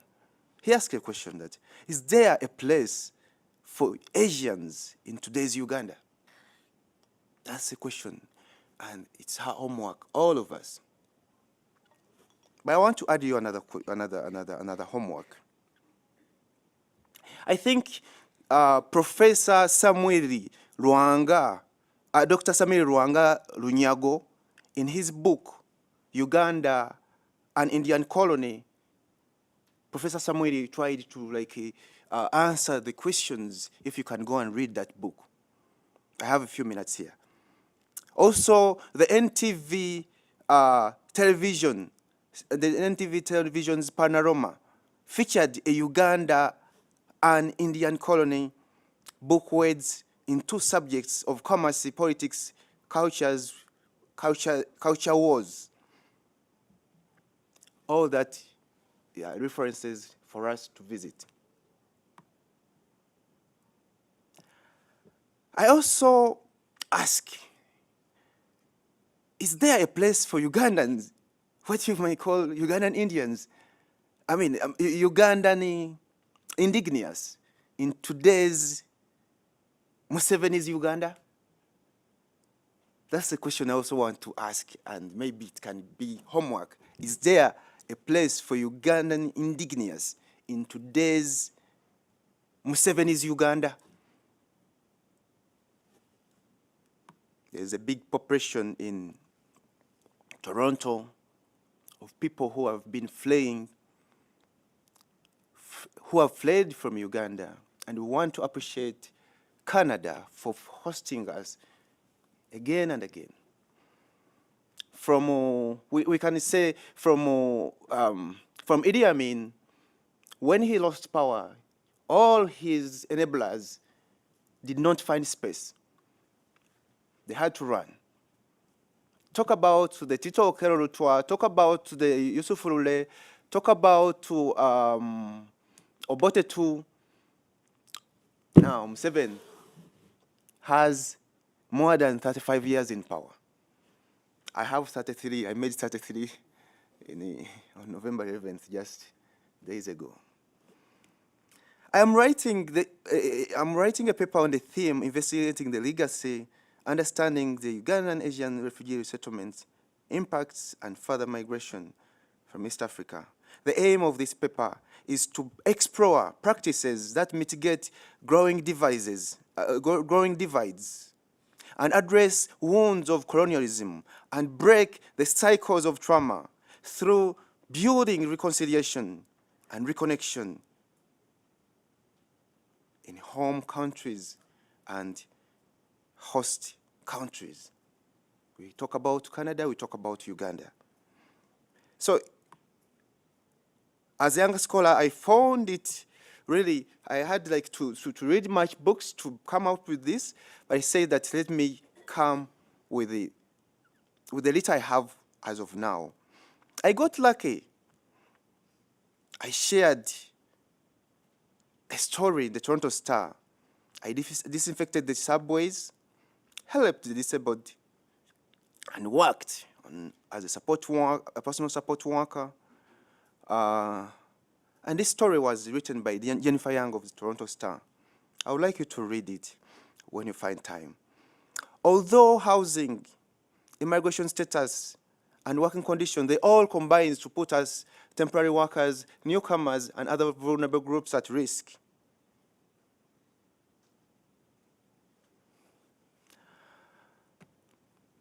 Sarah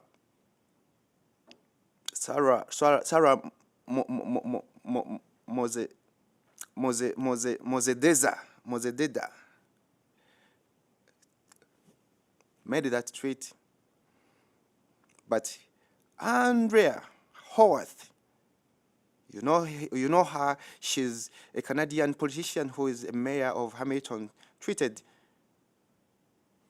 I quote, "An incredible story of care and heroism.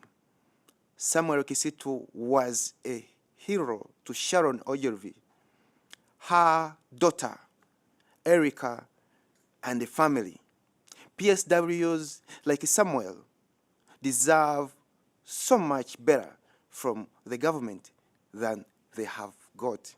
Let's start with full-time hours, paid sick days, and a permanent pay increase." As Casenio performs a poem reckoning with the wounds of colonialism and breaking cycles of trauma, here I am. I come with the words decolonizing peace.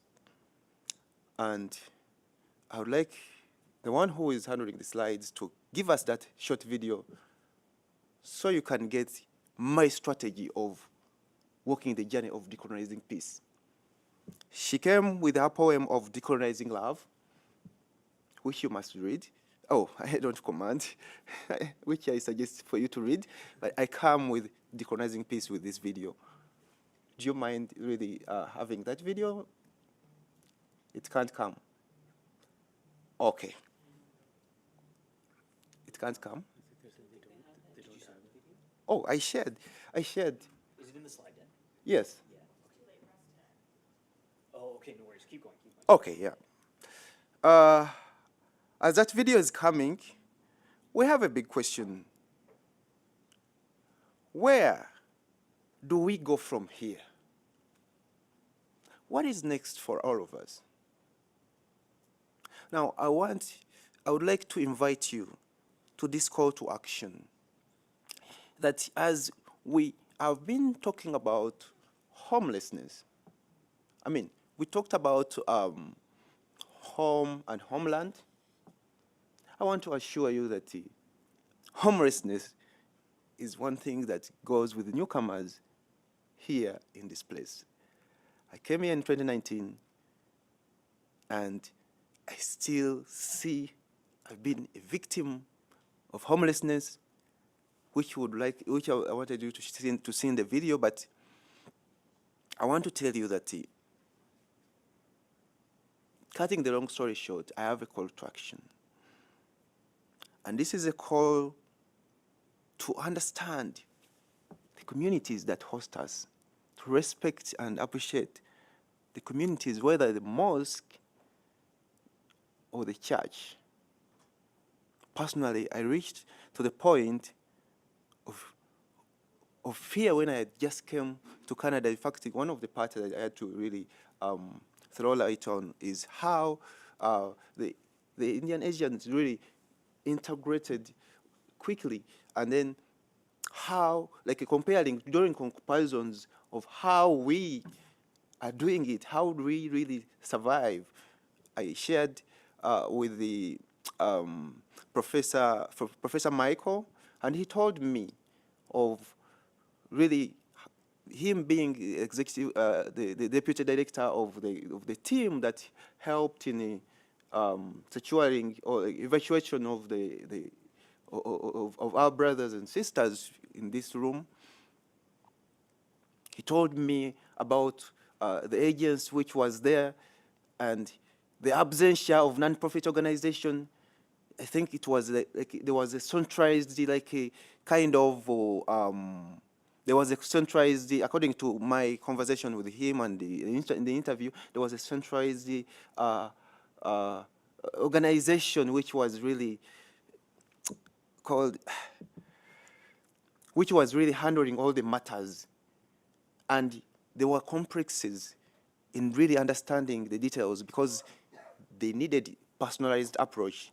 The languages, the cultures, the food, the ABCD that really make somebody to be human and not dehumanized or brought to less.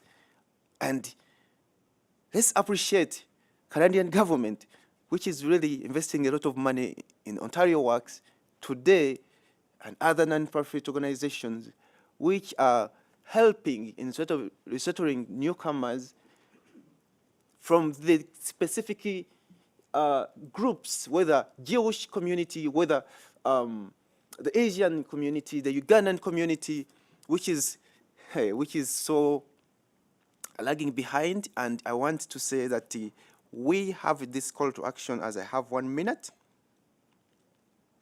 We want to build the first multi-purpose community center in Toronto, with the 50-bed youth shelter, a recreation facility of around 300 people capacity, child care facility, counseling hub to continue nursing our mental health challenges, the traumas we go through, the repression after repression, and a place of worship for all denominations and affiliations. So that is the call to action. I am sure that I am in front of people who decide things to be, and that is a score. In fact, in my conclusion, I want to say the Prime Minister Justin Trudeau issued a statement on the 50th anniversary of the Ugandan Asian resettlement, honoring the resilience, strength, and courage of Ugandans of South Asian descent, and reflecting on the many important contributions they have made and continue to make to Canadian communities according to the country. Across the country. So based on last year's statement by the Prime Minister, Justin Trudeau, honoring the 50 years anniversary of Canadian multicultural policy, in his statement on the Canadian immigration and the multiculturalism policy that has paved a way of acceptance of South Asians from Uganda, really can become part of the Ugandan Canadian fabric to foster sisterhood and brotherhood, to rewrite our history and leave the legacy we want We want our children and grandchildren to find a new Uganda that works for all of us. Thank you very much. Thank you. Thank you so much, Samuel. That was a really wonderful way to connect contemporary issues, matters of the heart, and questions of home and place. And so thank you very much for sharing your stories and your ideas with us. I think we'll take about 10 minutes for questions and answers. I'm shortening things a little bit. Then we'll have a short coffee break and try and come back for 11 for the next panel. Does that make sense? Roughly? Okay, we're going to see how it goes. But we, with such a rich panel, we don't want to compress things too much in terms of questions and comments. So there are 2 microphones in the room. If you do have a question or comment for any of the panelists, including Sarah, who's still online, I believe, please come to the mic and introduce yourself and share your thoughts with us. Thank you. Good morning, everybody. I'm Zulfikar. I wanted to just, I have a question for Sarah and then kind of a question for maybe some of the other panelists here. I wanted to just help understand, you talked about the idea of this kind of neoliberal reconfiguration at 64 in Zanzibar, when there was another kind of expulsion of so-called Arabs from the island, and at that time Zanzibar was also a protectorate. So I just wanted to ask if you see this kind of issue actually preceding even that moment of 1968 that you described, and I wanted to see if there's any connection that can be made between those. Oftentimes left out of the equation is the response of Britain to that expulsion as well, accepting the Sultan but not accepting the people that were identified as Arab. And only as a caveat to that, I wanted to just say that those communities were part of the East African coast since the 8th century. So, you know, to see these configurations as confined in time, I'm just wondering whether our view actually maybe need to be longer than just simply the colonial moment, the specific colonial moment, and thinking about imperialism. The other question I have for the rest of the panelists is what Samuel was talking about. Where do we go from here? And I was thinking about an op-ed I put in the Globe and Mail some years ago, where I called for Canadian educators, especially schools, to start telling stories in their curriculum of immigration experiences that were not part of the history books. I wrote that article in response to my son coming to me and saying, we studied the medieval period and I said, where is that? And he said, oh, that's in Britain. So I'm just, as a kind of a question for me about, we're having this wonderful conversation today. We've been having it for 50 years. But today's school curriculum, as many of you know, is still a colonial and settler colonial curriculum. So where do we intervene to be able to tell Samuel's story, to tell my story, to tell some of your stories as a structured part of the curriculum? Because the reason why we're having this conference today is because these stories are not integrated into school curricula, and it's only when kids get to university that they might happen to take a course which speaks to some of these issues. I think that's a continuation of the colonial project. To remake Canada truly is to structurally integrate Canadians of all varieties and their histories into the story of Canada, and that is not happening today. It's taken years for Indigenous people to have their stories told. Will it take another 50 years for our stories to be integrated and our kids not to feel like they're outsiders? It's a question. Thank you. Thank you very much. Sarah, do you want to start with a response to the question, and then we'll turn it over to the panelists? It's a big question about where we go from here. Sorry, Laura, I can start. Zulfikar, thank you so much for your question. It's a very good one, I think. And I think you're totally right that we need to think about longer timelines, because this isn't purely a colonial story, but it is a story about global transformation. And I must be very honest with you, I don't know much about the expulsion in Zanzibar in 1964. I'm a little bit of an odd one here. I think I'm not a specialist in South Asian studies or anything like that, or Indian Ocean studies for that matter. All the other panelists took the time to explain how they came to the topic, and that was quite obvious. But for me, it is actually quite a strange story. I am a historian of migration history, and I am specialized in the Belgian Sikh community, which is located in my home province. And when I was doing my investigations, I found out that the first Sikhs in Belgium were from Uganda, and I couldn't figure out why. Like, why would you come to Belgium if you're Ugandan, Asian, and Sikh, and have all these connections to the Commonwealth and to the UK in particular? And so that's how I got very specialized in Ugandan Asians. And then, as Laura already said, did some research into the Chileans and the Vietnamese in the same period.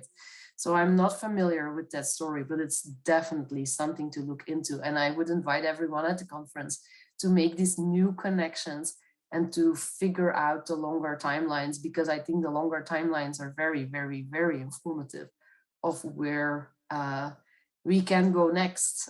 Because if we can imagine different pasts, and that taps into your other question, like as long as we are not educated about these things and we cannot imagine other pasts, we can also not imagine other futures.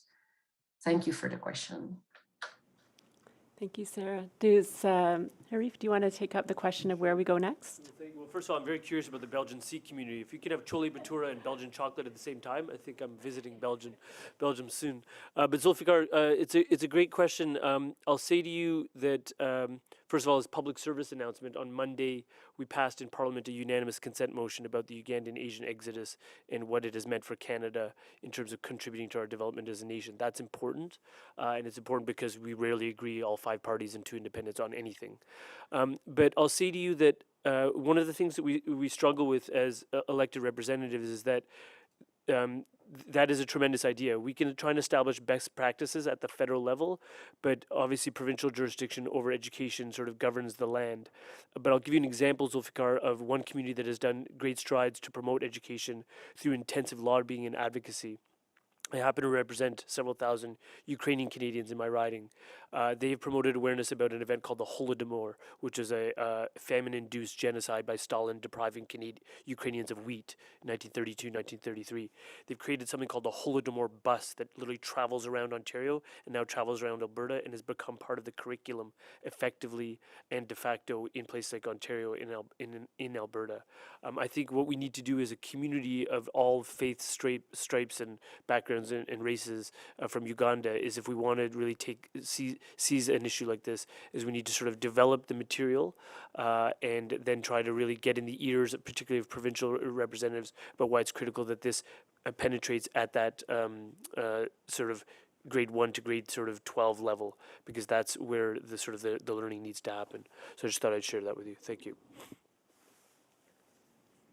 Samuel, you asked the question. I don't know, Shazan, do either of you want to pick? Other questions, but I'd love to hear from Samuel if he has something to say. Why don't we collect, I see there are 2 more questions, and I am very cognizant of time. I don't know if anyone else's belly is growling, but this is such a rich conversation. So let's collect as many questions as we can, and then we'll give all the panelists a chance to comment, if that's okay. So I think...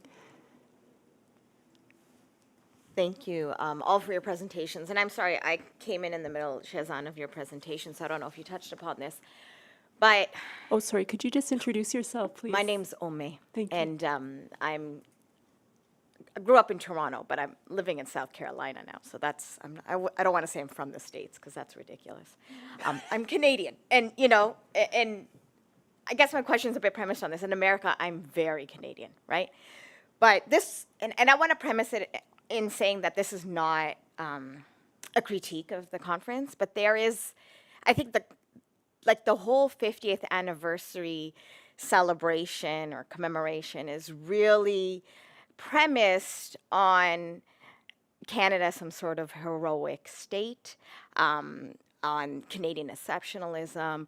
We really do tout our multiculturalism in ways of welcoming and RFI was just very much, and I know the scrutiny on you is higher than probably anyone else in this room, so I don't expect that you will answer this question, but when you were like, we need to think of present day human rights violations in India, thinking of the countries that are part of this conversation, in India, in Uganda, you left out one country, Canada, right?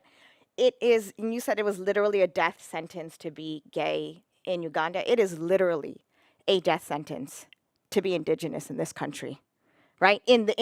Confined within this nation state. Thank you. So how do we bring that into the conversation? And, I'm thinking of Salima's presentation yesterday, where it's the second generation, I guess what they call this is 1.5, right? I was born in Dar, but, grew up here in terms of this kind of ambivalent relationship with the nation state, with the Canadian nation state, right? My dad, some of you met him yesterday, gets very mad when I criticize Canada. I used to do community radio. He's like, don't say that on the radio. Like, there's this, reverence to Canada, reverence to Trudeau. I mean, I know you all know what I'm talking about, right? The first Trudeau. And this one, right? I've convinced my parents to vote NDP. But I guess this is why, what do we do as the second generation, who are not, who don't have allegiance to the state of Canada, but I will never give up my Canadian citizenship. People ask me if I'm going to become American. Hell no. I like Canada. So that's a tension within us too, right? And I have not heard one person talk about, and I know I'm talking a lot, about model minority status. It's such a simple concept. And we talk about how Ugandan Asians, and I think it's explicitly a Ugandan Asian thing. I'm from Tanzania, Kenyans too, right? These very high achieving, but that is definitely the model minority myth. There is nothing special about us. There is nothing unique about us. We have come to this country with some of us have come to this country already with certain privileges. And I think we see that within the Syrian community too. Not so much the Black Somali community. I don't know about more recent, I guess, refugee communities. So just saying that as an example, that there are refugee communities who have not achieved what Ugandan refugees have. So if you could address that, if not. Yeah, thank you. Thank you. That's a lot of really rich questions and comments, so we'll get to that. And then, yes? I'll just maybe echo the question in a slightly different way, because when you were... sorry, can you introduce Sorry, yourself? Shafali. Thank you, From Shafali. U of T, sorry. Especially for Arif Nourani, when you were talking about handing out social insurance cards and ID cards to the Syrians who came, I mean, one is really struck by the difference between that experience and what happens with these 1 million people in the queue and temporary foreign workers. And, these communities that Samuel and other temporary workers represent. I think there is a real issue about the sort of timelines, and, we were in a time of more generous welfare state when the Ugandans arrived in 72 versus this very harsh neoliberal environment today. And since you did speak as a parliamentarian, I'm going to ask you, what's the government doing about getting social insurance cards for these large numbers of people who are coming now, right? Are there any last questions or comments from the audience? Because we will turn it over. Okay, there are. I've lost control of time. So Heather, you're just gonna have to tell me what's happening in terms of the schedule. You can skip my question. No, you don't have, please. because it's only for two of them. Just introduce yourself, please. I'm Salima. Thank you. So it's a question for Shazan and Arif, because I'm curious. Obviously, my area of interest is how religion intersects with these issues.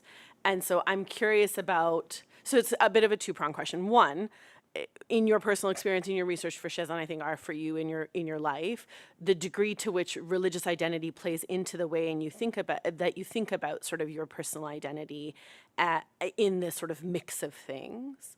And two, I think this broader question, I think for both of you, which still concerns me, about why we don't include that category when we have these conversations, when within the community, at least as far as the Smileys are concerned, that is a big piece of the conversation. So why is it that when we come into these more secular spaces, we drop it?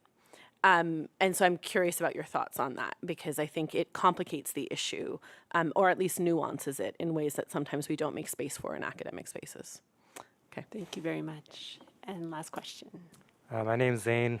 My question hopefully only gets a few words as an answer, which is now currently, how do you introduce yourself and your background? You mentioned, Arif, that before you used to say Ugandan, Canadian, then Ugandan from Indian descent. Just wondering what you say now for both you and Shez.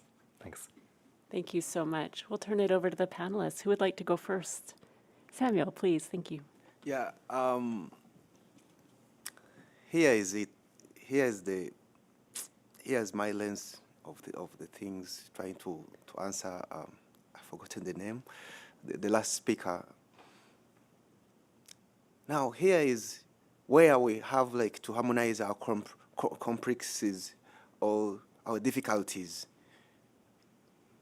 The wounds of colonialism, one of them is really making my God a small God and a Satan, and making the other God of the Bible the true God that we all have to appreciate, whether he's there or not.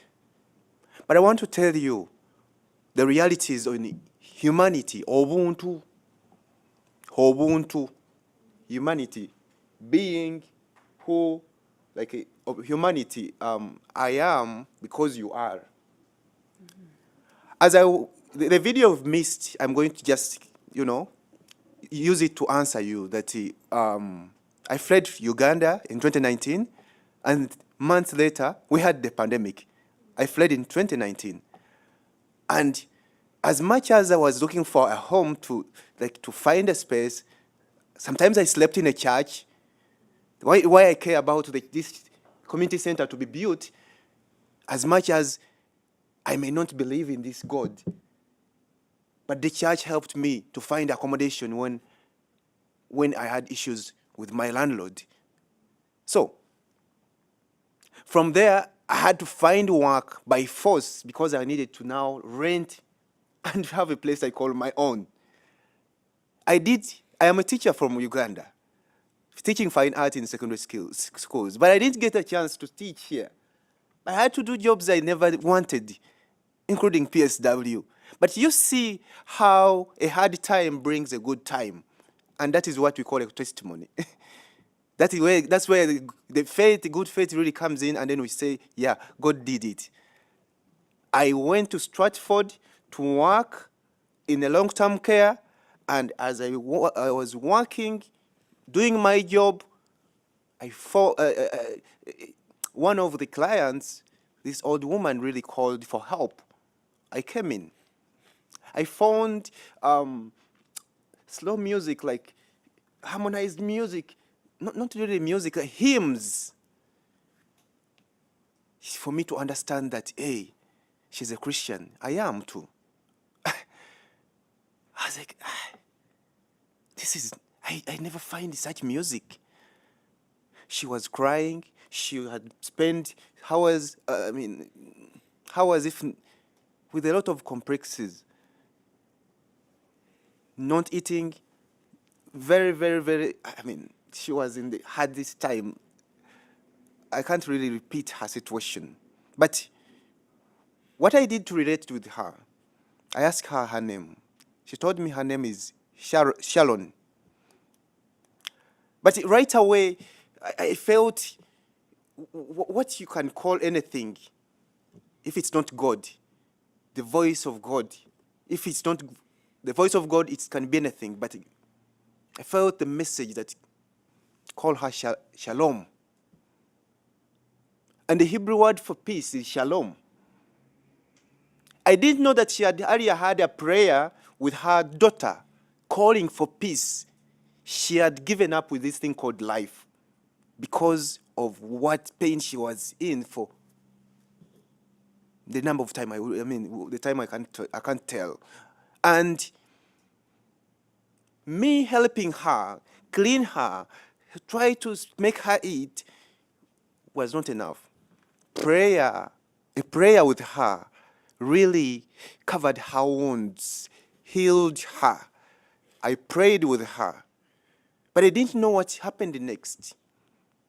When I went out, she called her daughter. And her daughter thought there's a problem.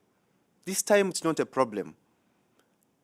The mother told her daughter, Erica, Ricky, there came an angel in my room. Not like an angel, a black stranger. He comes from Africa. He comes from Uganda. His name is Samuel. He has prayed with me and changed my name to Shalom. I feel the peace in me. Days later, this lady died. But Erica, what we really can call God or faith, the story, when I was really, when my shifts were cancelled and I went to find justice for myself, I went to the news. I found the writer and I told her this story, that this is what is happening on the front lines. She published the story in March 2021, and see how the story saturated, the article saturated until it reached the family where Sharon was mentioned. They knew this is the Samuel we were looking for. They were not settled. They came to say an appreciation. Guys, if you are not appreciated there are people who appreciate the services we do, even if you're not seen or not celebrated. The family came to appreciate me, but he came to appreciate all PSWs and all frontline workers who worked in the pandemic. We had this gathering at church, and we really celebrated God, in this case, the God who, the reconnection. So I really want to say that where is your human connection? Where is your personal connection with that spirit, which might be God? That will answer those questions. Thank you. Thank you, Samuel. I've confirmed the schedule now. There are 4 minutes left. So Arif and then Shazan. Sure. Yeah, go ahead, Arif. Maybe we'll try and do it in 1 minute. Our next panel actually starts at 11:10. What's happening to coffee? That one, we're going to have to do a really quick, just in and out, grab something, and come back. Because our next panel is all virtual, so we've delayed them another 30 minutes. Gotcha. Yes, I haven't forgotten that Sarah's online. So here's the plan, everyone. Arif is going to speak a couple of minutes. Sarah, if you have a very quick final comment, and then we're all going to run for coffee and we're all going to run back. Is everyone feeling energized with this plan? I'm so sorry. I'm so glad we're doing everything. We're going to do it all. Arif, we're looking forward to your comments. Thanks. So, Ome, certainly not an intention to pedestal this country. There are warts in every country. Obviously, the Indigenous experience is the most pressing wart. It's a colonial wart. It's existed for 400 years. I'll tell you quite personally that all of my background as a human rights lawyer and all of my personal lived experience did not prepare me for when I worked on Indigenous language preservation and protection, which I did as Parliamentary Secretary to Melanie Joly, because it was an eye-opener. And I've said quite publicly many times, and I'll say it again, that you can't address basic human rights concerns amongst many populations in this country without understanding the foundational problems, which are the legacy of colonialism and oppression and racism fomented against Indigenous people. In terms of model minority status, I think you and I should have a conversation offline. It's a longer discussion. Sherfali, I think the immigration system is always under strain. I don't know where Sherfali went. There she is. It's always under strain. I think there's continually tensions. Those were exacerbated, obviously, during the pandemic. But I'll be candid with you in saying I still remain quite proud when I see what we're trying to do as a country, especially as it compares to the rest of the planet. And one thing I wanted to say in the opening is about, in a world where there's a continually retrenchment of borders and closing of borders, particularly in times of economic hardship, like the recession we're about to enter, I'm quite happy that we're about to accept 1.5 million people over the next 3 years. Can we process people faster? Can we eliminate some of the queues? Yes, we have to and we need to, and that's something that we're continuing to work on and I'm continuing to work on. In terms of Salima, it's a great question. I think I think it depends very personally on sort of your own level of religious conviction within your own family. I'll say to you as a parliamentarian, I've tend to associate myself more and more as a Muslim, given sort of the legacy of the previous government and what I disliked about some of the policies like barbaric cultural practices, hotlines, bans on hijabs at citizenship ceremonies. Given the Islamophobia we've seen turn into violence against Muslims with the Afzal family in London, the Quebec City Mosque. I'm a proud member of the Muslim caucus. If we had an Ismaili caucus, there'd be only two of us. It's myself and Talib. But that's the general sort of identity piece. And Zain, I'll say to you right now that the way I identify is if people probe, they're Zain. I say my ancestry is in Gujarat. I came from Uganda as a Muslim refugee. And that's how I introduce myself now. Thank you very much. Thank you so much. Shazan, do you want to, were you a conference organizer where you're like, I'm not going to? No, let's Sarah go. Okay, Sarah, do you have some final comments for us? I think you have about 30 seconds at this point. No final comments, just a big thank you to all of you. Thank you for having me. It was pleasant. It was very pleasant. Unfortunately, I couldn't be there, but in this way I could. So thank you very, very much. We're so glad you could join us. And Shazan? Yeah, I'll do maybe just short and sweet.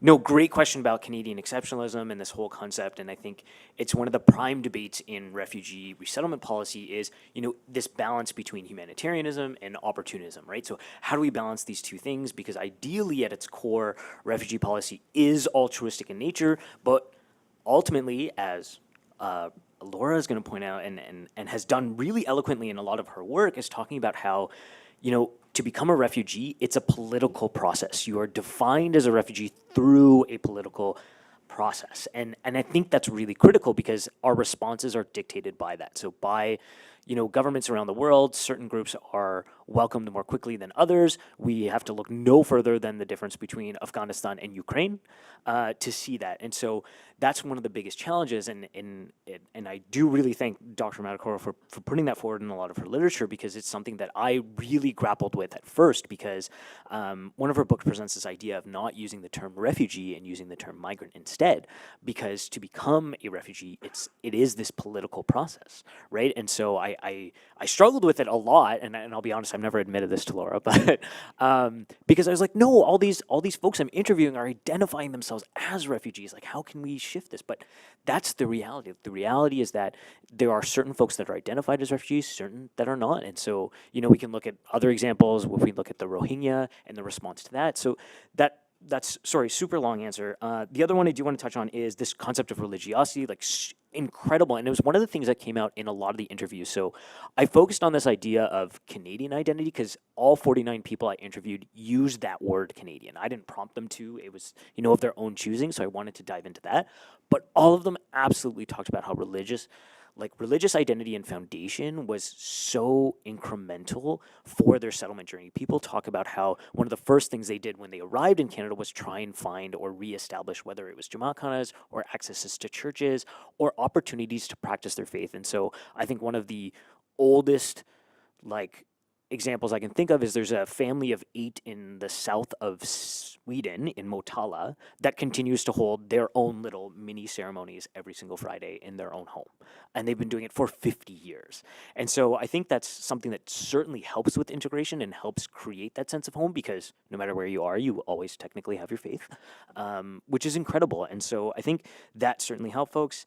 And I think the last one, introduce myself, great point, Zane. I always say, child of Ugandan Asian refugee, because it's like my life's work and I wrote a book about it. So I have to say it, but it is really close to me. And I think it's something that, I hope we do continue to honor this legacy of this community, but also continue to challenge it. Like as this second generation, as we reach these 50 years, ask those really tough questions about things like, was this, where do we do that reconciliation? How do we get ourselves back involved in Uganda? How do we nuance all the levels of the things that happened and also, interrogate that colonial sandwich, the race class hierarchy and what that means and how we benefited from the colonial structure and all that. So I'll just end with a quote from one of the people I interviewed because they do a really good job of explaining this to say that, when I came to Canada and I first started working at a factory, he had worked a shift that was 12 hours long. And he's like, and I got paid for 6 hours of work. And he's like, it wasn't until that happened to me that I understood the exploitation that we were reinforcing when we were in Uganda at the time.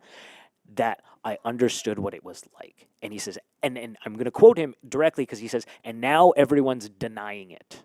And so I think that really speaks volumes to the realities of, 50 years on, we can start to pick apart these pieces. So keep doing it, everyone here. Keep asking those great questions. It's awesome. Oh my goodness. Thank you so much to our panelists, to the audience members. We could have an entire conference, I think, on the question of identity and legacy alone.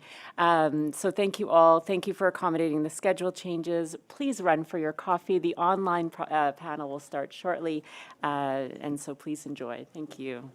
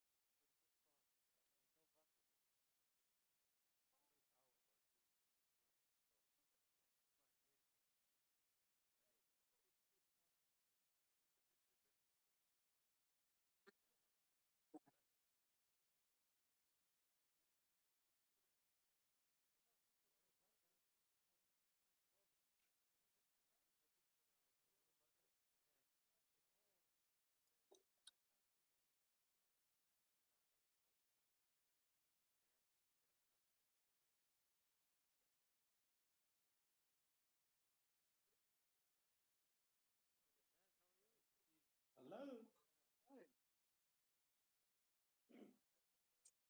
So you've had snow?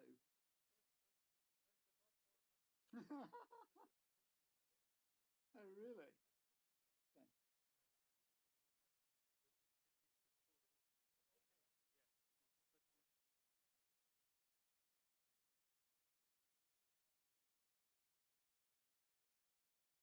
Yes, hello. Thank you.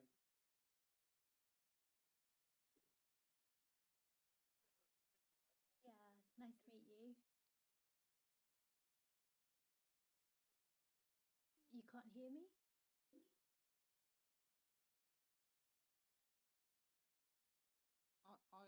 She's coming across loud and clear here, but that may be because she's only down the road in Bristol.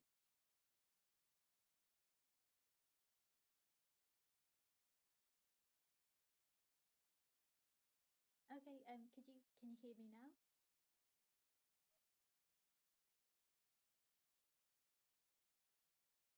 Yeah, can you hear me? Lovely, thank you.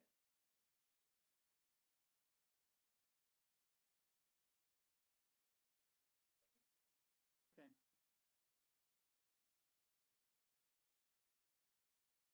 Hello, Bristol. Hi. How are you? I'm good. Is it Seymour or Sima? It's Sima. Okay, good. My alma mater is Bristol, actually. So, Ah, what did you? I read law for my sins at Bristol. Wills Memorial Building. Yeah, I teach there. The Wills Memorial Building. How wonderful. Yeah, quite strange to be teaching a Black Lives Matter course in Wales with its connection. Wills Memorial Building, you mean that leads from Black Boy Hill down White Ladies Road? Yeah. That one. The irony isn't lost. Really? Blimey. Yeah, well, City of Bristol is built on slave money and the Wills tobacco. Yeah, of course. Mm. I lived in Bristol for 5 years. I worked there as well. Did you? Yeah, I worked at Bristol Dental Hospital, and I used to live. Is that near the Royal Infirmary? Yeah, near the Royal Infirmary. Yeah, so the place is very familiar to me. I sort of lived off White Ladies Road. Yeah. Road, Queens Road, Black Boy Hill. Yes, although I don't think it's called Black Boy Hill so much as anymore. Has it changed, Saima? It hasn't, no, it's still there. Well, except for the statue of Colston being torn down, I suppose, and thrown into the harbour. Yeah. Maybe we should have had a reunion in Bristol. We still can. My son is at university there now, and he's much to my chagrin, or very different to where I was. I was obviously first year was at the Wills Hall at the top of Black Boy Hill, which is why I used to walk down it every day. But he's in the centre of Bristol near the harbour, which is beautiful. Oh, lovely. Yeah, it's ages since I've been to Bristol, but it is lovely. So yeah, very, very happy to come to Bristol for whatever reason we can come up with. And there's a good curry restaurant called 4,500 Miles from Delhi. Oh, right. Poor bugger who had to measure it, but yes, it's a good curry restaurant in the centre of Bristol called 4,500 Miles from Delhi. You must have been there, Simon. I haven't. I've been looking for a good place for the last 6 years. I don't know whether it's. I mean, it's okay. It's a little posh. Posh or pleasant expensive?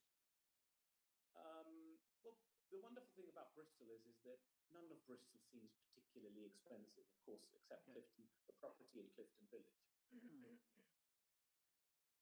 It might have changed since then.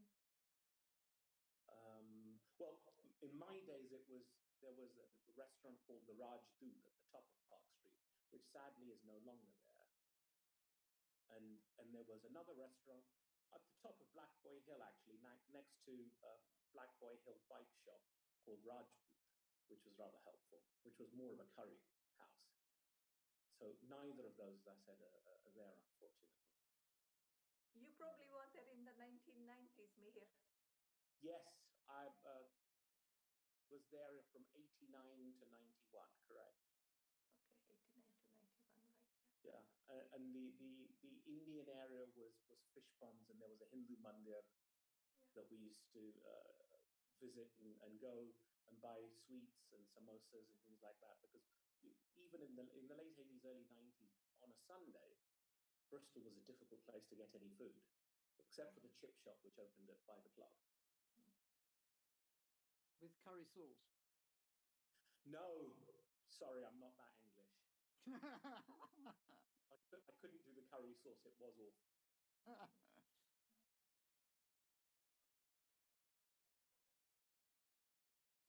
Okay. Thank you. What is it, Toronto International Metropolitan?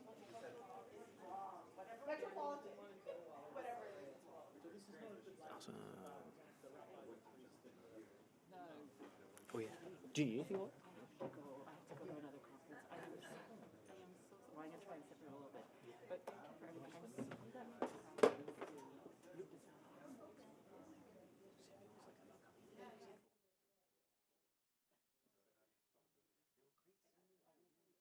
There's a lovely shop called the Sweet Mart, I think. Kasam Bhai Machoti's shop. He was from the same village. Awesome. Okay, good after, I guess still morning. Good morning, everyone. We're going to introduce these, Alan Crinchley, he's going to lead us into the next panel.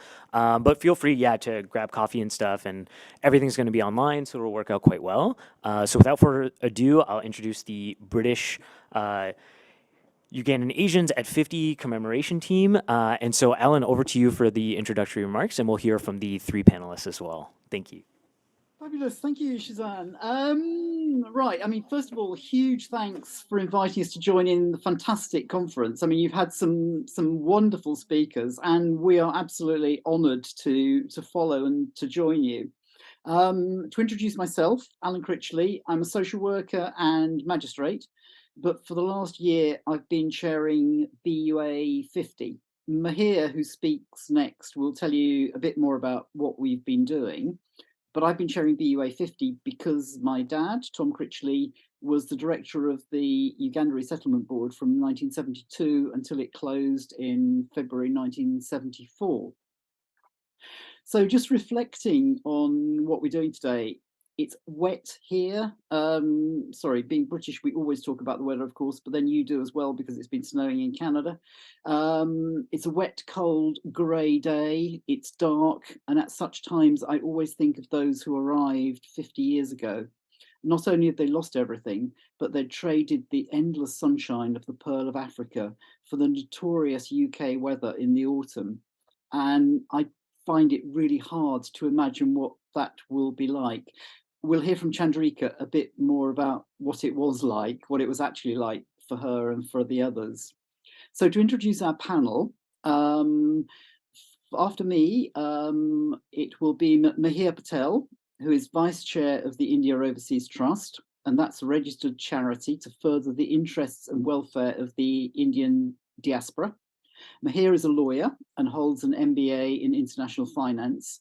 He was born into one of the top 10 industrial families in Uganda, albeit he was actually born in the UK.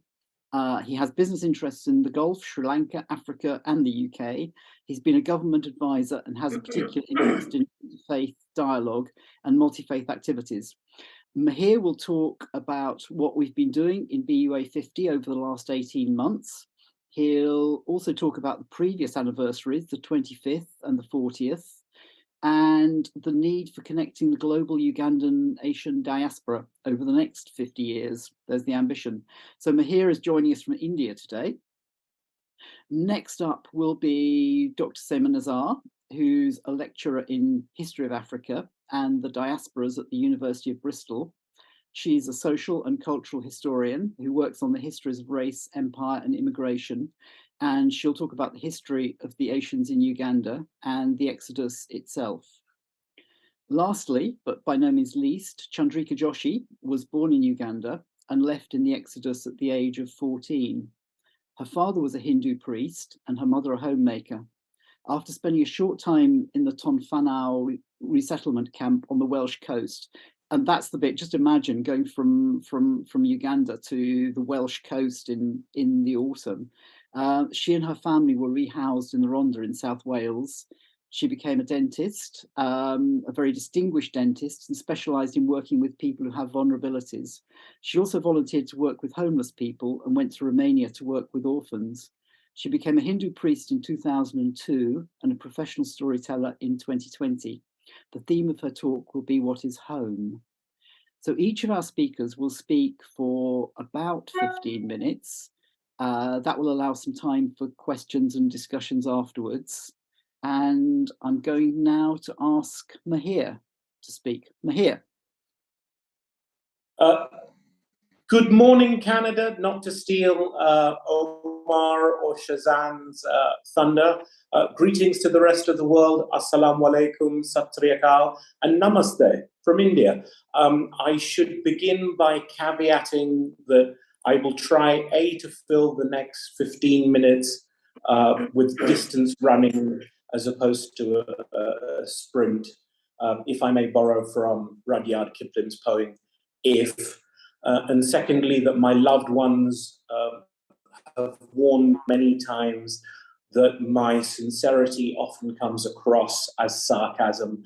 Alas, this is the result of a pucker Brown Sahib English education, so please bear with me. I would like to start by, on this snowy morning in Canada, saluting our foremothers and forefathers, as a result of whom we are here today commemorating and celebrating this particularly poignant 50th anniversary. I salute them because a little bit of snow, or snow glow of snow, and internet connectivity might have perturbed us, but their journey from India to Africa and then onwards must have been something exceptional that neither snow nor weather nor internet stopped. So I salute them, the pioneers who traveled across the oceans to make their home in Uganda and elsewhere.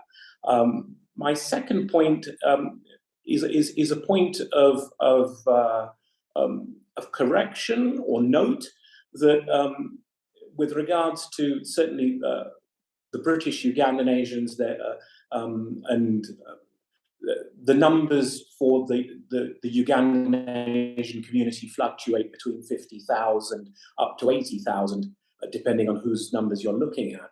But I would like to point out, Shazan and I have been scratching our heads and doing some reverse mathematics and thinking, well, if there were 28,604 that came through the resettlement and reception camps in the UK, and various other thousands, 6,000 or so went through Canada, where did the rest of these 60 to 80,000 people go?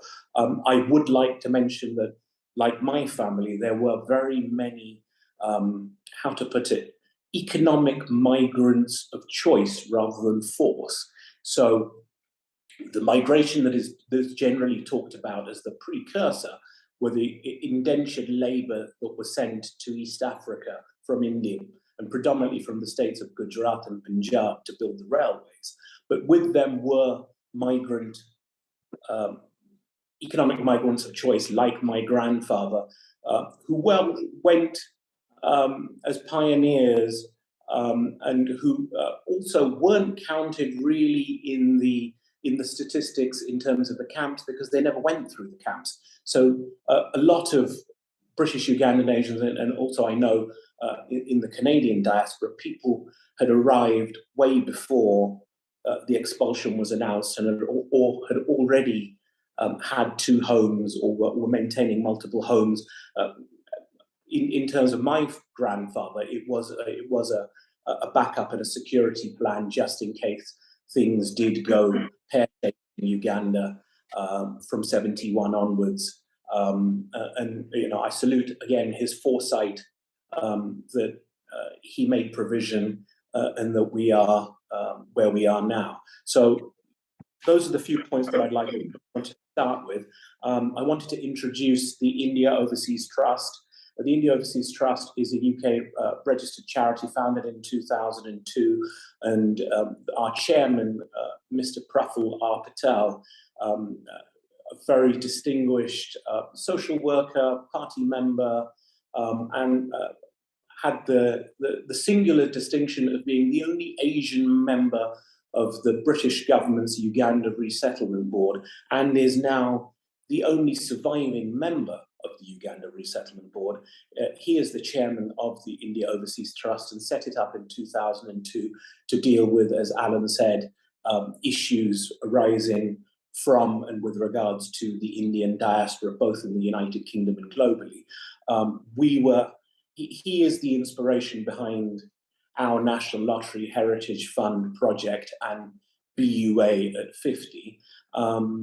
And the genesis of these anniversaries in terms of commemorations and celebrations, I must acknowledge and remember the late Mr. Manubai Muljabai Madhvani, scion and head of the Madhvani group.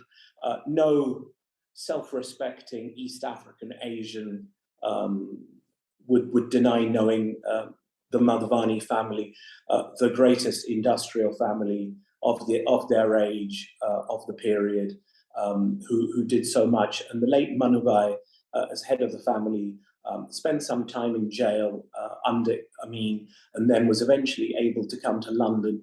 But the 25th anniversary and anniversary commemorations were very much his inspiration, his hard work, also his financing.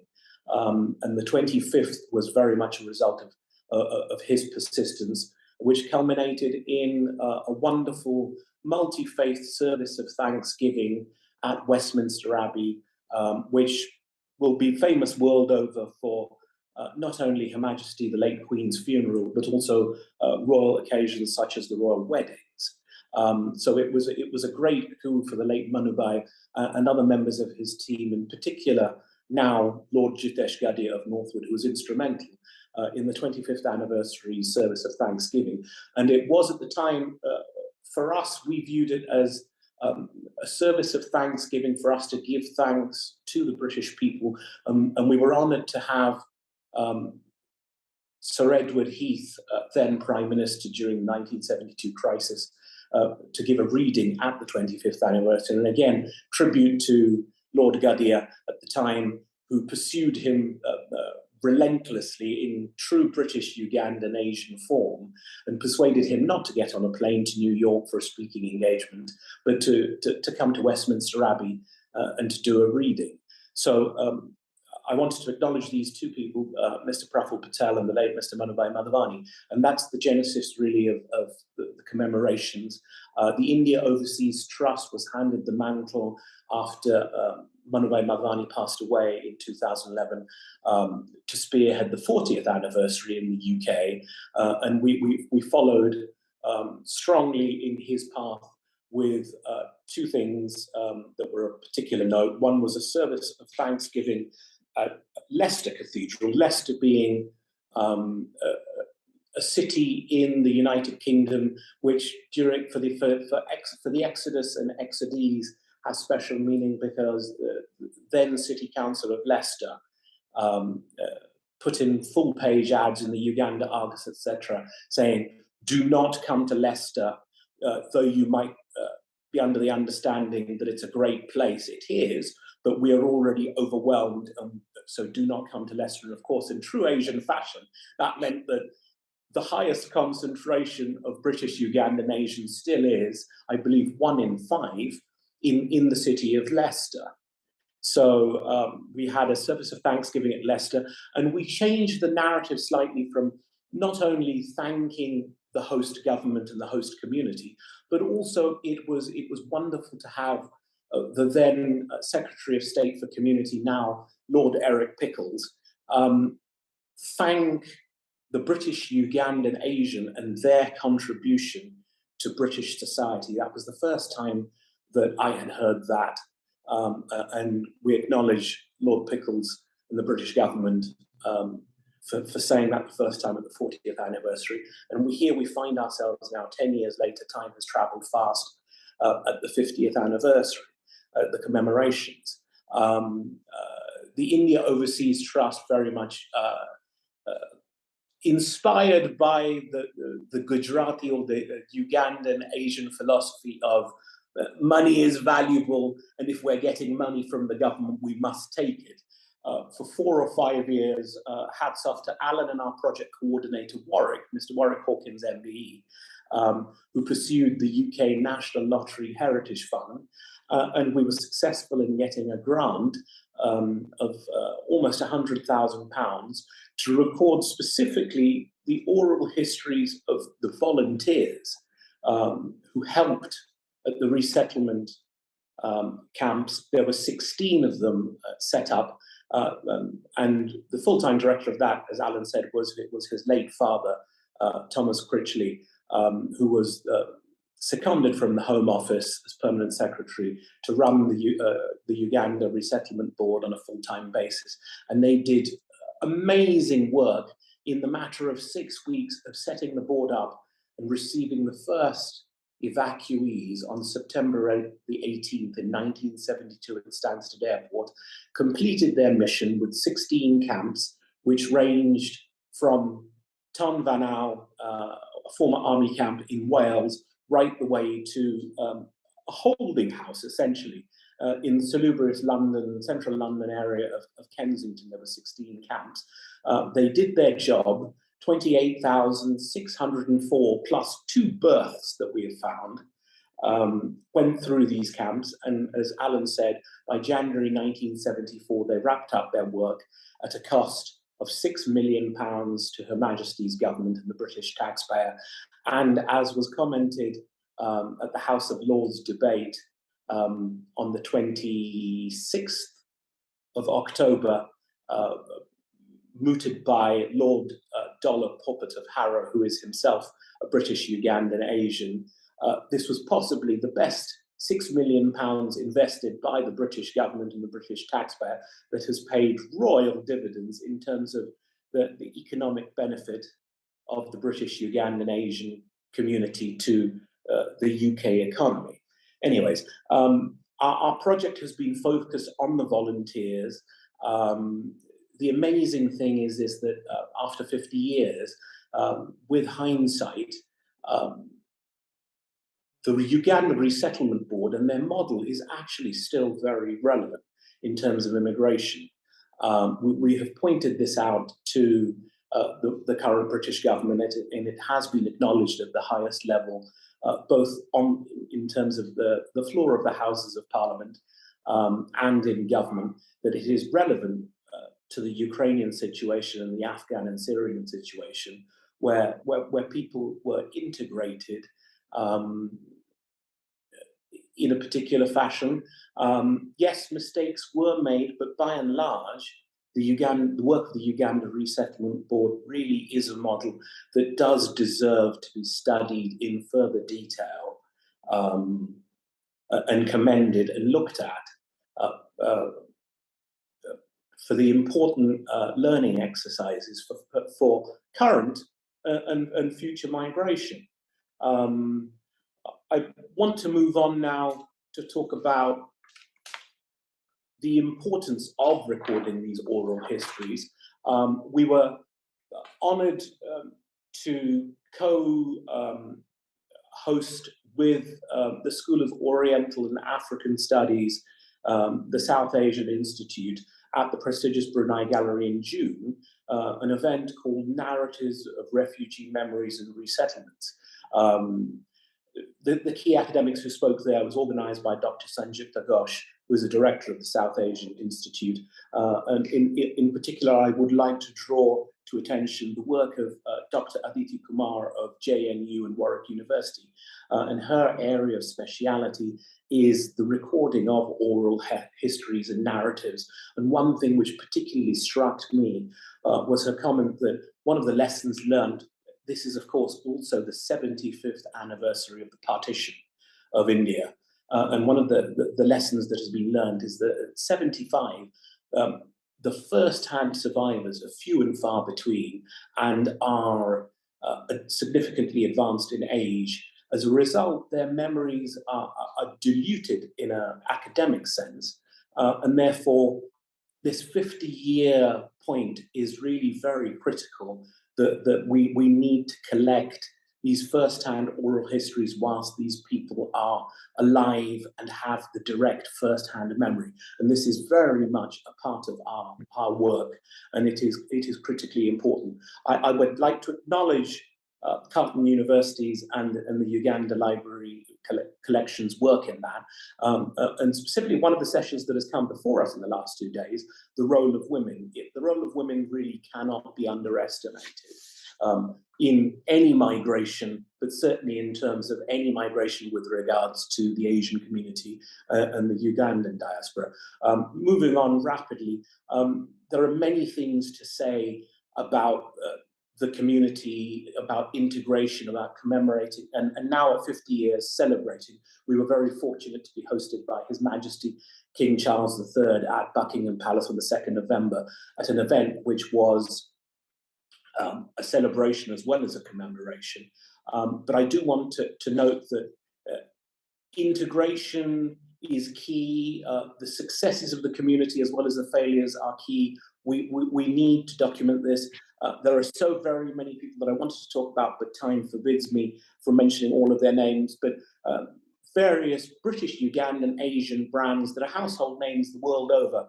Yardley of London, once owned by the Chaitanya family, Jean Pateau perfume owned by Yogesh Mehta and family, Tilda Rice, I hope you all eat curry and you've all tried Tilda Rice, and various others, Jordan Oates, etc. But British Ugandan Asians and the diaspora have not only excelled in terms of business, but in the worlds of academia, notably the Maney brothers in the United Kingdom, a gentleman called Sir Munir Pir Mohammed, who is current chair of the National Health Service Pharmacogenetics Committee, Professor Avtar Bra, who is the leading expert in diaspora studies at Birkbeck College, and I cannot fail in this long list but to mention Her Excellency Nimisha Jayant Madhwani, who is serendipitously just been presented her credentials as the current High Commissioner of the Republic of Uganda to the Court of St James's in the UK. As I said, the list goes on. Please do look at our website, www.bua50.org. It is not an exhaustive or complete list, but you will find in our 50 patrons many of these Ugandan Asians from around the world, and also on our steering group. And we are proud to have them associated with us. So moving on from that, we've been working on a touring exhibition as well as various events, a panel discussion, which is coming up very soon at the UK National Archive on the 26th of November. And we're honoured to have Shazan flying in courtesy of Pelton University to speak. I would just like to end by saying it is critically important that we as a global diaspora connect now, spread our wings, recall this information, learn from our mistakes, and chalk out a path for the next 50 years. In closing, as I think I've already overrun, but I would like specifically to thank Heather, who is one of the two conference coordinators for this conference. My personal thanks to Dr. Shazan Mohammadi, who I would now like to consider a friend and who I would very much hope to see at the forefront of diaspora, specifically East African and Uganda migration academia in the next 50 years to come. He has the wit, the charm, and the intelligence and the young age to be able to sustain the next 50 years. Another person that I must mention is my dear friend now, Mr. Salim Fakirani, the Fakirani family being one of the founding donors of the Uganda collection. And he was recently honored a member of the Justice Department in the state of Ottawa, or in Ottawa or Ontario, but has been appointed onto the Police Services Board. And lastly, somebody who came to speak to us, and again, he is really the leading example of what I mean by we need to record this first-hand oral history. His Excellency, former Ambassador, Adjunct Professor, Professor Mike Malloy, who was Vincent Sinclair's deputy on the ground in Kampala. His talk to us at SOAS, and many of you will be familiar with his work and his involvement in this conference, was amazing. Thank you very much. And I would like to thank everybody present today. Thank you so much for hosting us. Namaste. Thank you, Mahir. I'm hoping at some point we can put our website on the screen so people can find it, because it really is a fantastic resource. Although I say it myself, we've now got a lot of the oral histories on there. We've got the history of what happened. So, I mean, it really is a good resource. Thank you, Mahir. And we'll move on to Dr. Simon Azar. Sorry, I haven't practiced saying your name. We haven't actually met before, but it's really lovely to meet you in this amazing surroundings. So over to you, and thank you. Thanks very much. I'd like to start by just saying a huge thank you to Alan, Warwick, Shazan and Heather, as well as Mohammed and the team, for the invitation to speak today, and also for the brilliant programme of events that's been organised to showcase the brilliant work being done in piecing together this important history. Heather, you don't need, I don't think I'll need the PowerPoint. I might take some things out because just time.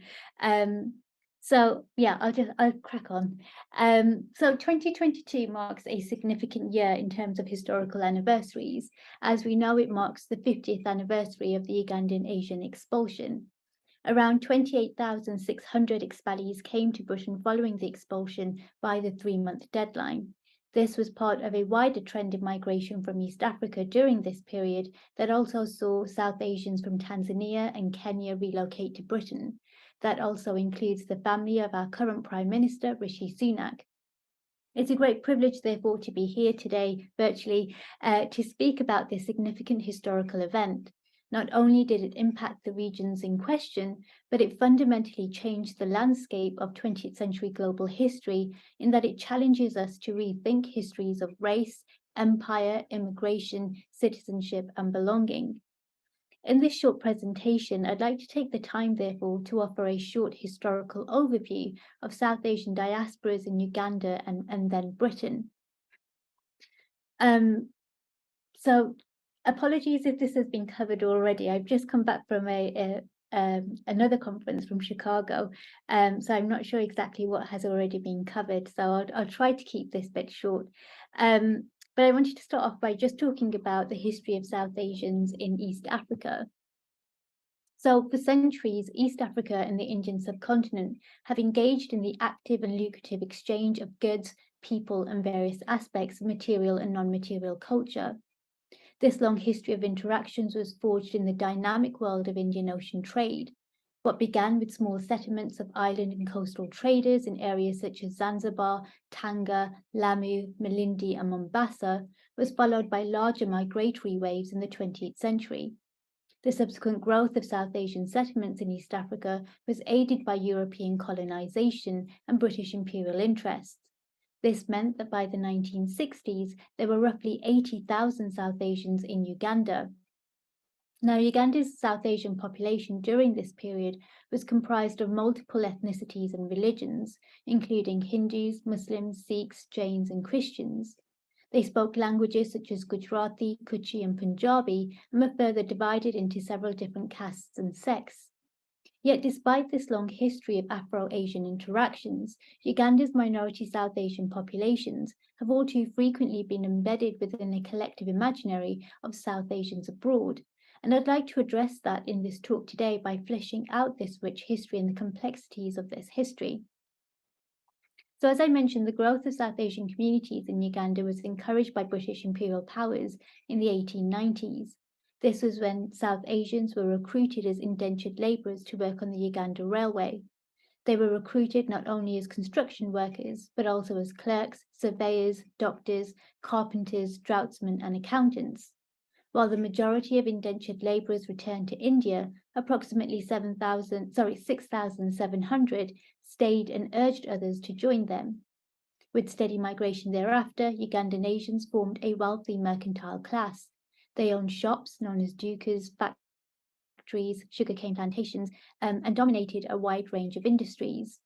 So as planter industrialists, people like the Madhvani and the Mehta families became major forces in South Asian business enterprise. Both invested in cotton ginneries, sugar, tea, textiles, and edible oils. The businessmen lived in Uganda, but their commercial reach stretched across the East African territories. With little startup capital, they used their business wits to consolidate control over various aspects of East African trade.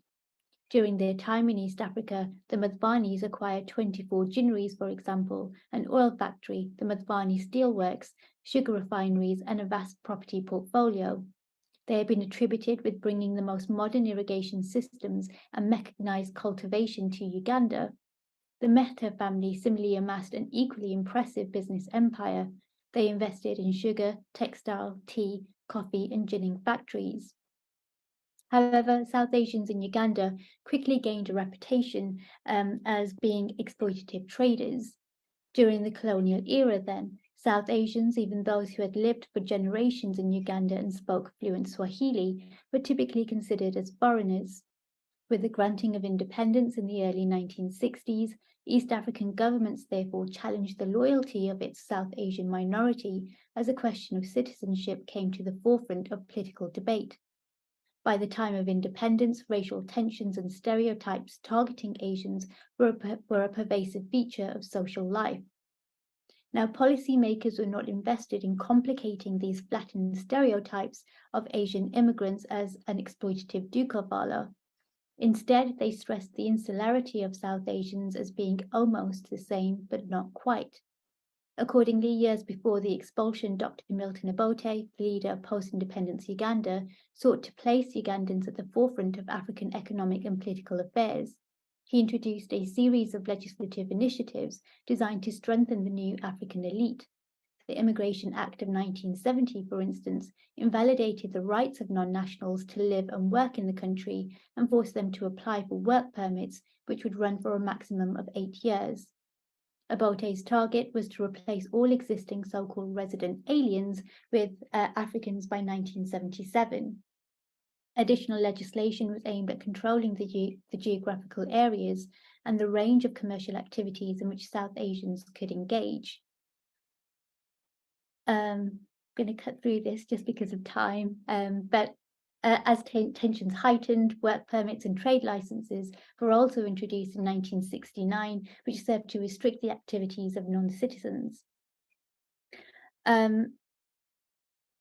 So thus in August 1972, Uganda's President Idi Amin announced that there was no longer room in Uganda for the Asians who were sabotaging Uganda's economy and encouraging corruption. In an address made on the following day, Amin declared that he would summon the British High Commissioner to Uganda to make arrangements to remove UK passport holders within 3 months. He claimed that South Asians were damaging the economy and did not have the welfare of Uganda at heart. To use the often quoted words of Amin, he claimed that South Asians only milked the cow but did not feed it to yield more milk. He claimed that the British Asians were Britain's responsibility. However, the British government's initial response to the expulsion was to delay any migration for as long as possible. It hesitated when it came to accepting any obligation to its passport holders. It reached out to governments in Uganda, India, and Pakistan, as well as the wider international community, in order to attempt to curtail immigration to Britain. When it became clear that Britain would have to accommodate its global citizens, government officials asked a number of countries, including the Solomon and Falkland Islands, to take in thousands of exiles. This might partly be explained by the timing. There were shortages of housing, growing inflation, the dock strikes, and rising unemployment in Britain.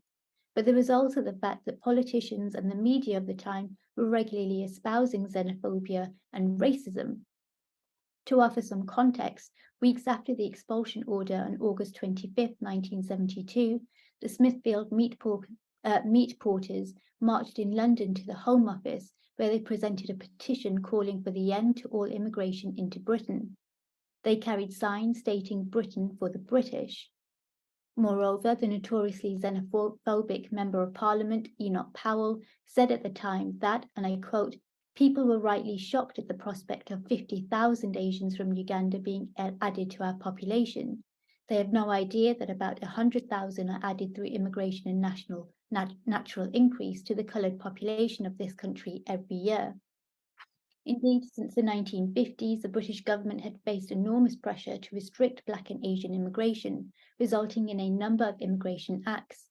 For example, the Commonwealth Immigrants Acts in 1962 and 1968 introduced strict border controls. Those wanting to enter Britain had to apply for a limited number of entry vouchers, which were graded against employment prospects. The 1968 Act included a grandfather clause, which meant that immigration controls would be extended to anyone without a parent or grandparent who was born in the UK. As such, Black and Asian communities were barred from freely entering the UK. At the time of the expulsion, many Ugandan Asians were unclear as to where they would be able to go. They faced a hostile environment and were made to feel unwanted. Now, when reports of destitution, violence, and the murder of South Asians in Uganda began to circulate, Britain's reaction to their displacement quickly altered. National newspapers in Britain came to adopt a more sympathetic tone. The Times warned that General Amin planned concentration camps for Asians after the deadline, and that it was Britain who was holding up the exodus. The Daily Telegraph labelled the Asians as Uganda's Huguenots, while The Guardian explained how Britain's quota was keeping 20,000 Asians in ghettos. A number of news outlets drew upon post-war liberal sentiments, viewing them as the Jews of East Africa. So in response to this growing pressure from the popular press as well as campaign groups, the British Home Secretary Robert Carr announced that the government was to set up a board to make contingency plans for the smooth and orderly reception of those expelled from Uganda. Accordingly, the Heath government formed the Uganda Resettlement Board on the 30th of August, in recognition that Ugandan Asians would be settling, in the URB's own words, in a strange country and in a society whose ways were often unfamiliar to them. Of the estimated 55,000 South Asians who fled Uganda during the 90-day period, approximately 28,600 came to Britain. For the groups that arrived between between September and November, the Uganda Resettlement Board made arrangements so that they were met at airports and counselled on arrival, and new arrivals were further supported with the provision of housing and temporary financial support from local authorities. Working with senior members of the Immigration Service, the Uganda Resettlement Board established resettlement centres at Heathrow, Gatwick and Stansted airports. And these centres were opened with urgency and received help from many volunteers. 4 of the biggest resettlement centres were in Stradishaw, Greenham Common, Hemswell and Heathfield. Now, it was at this point that Ugandan Asians began being represented as refugees.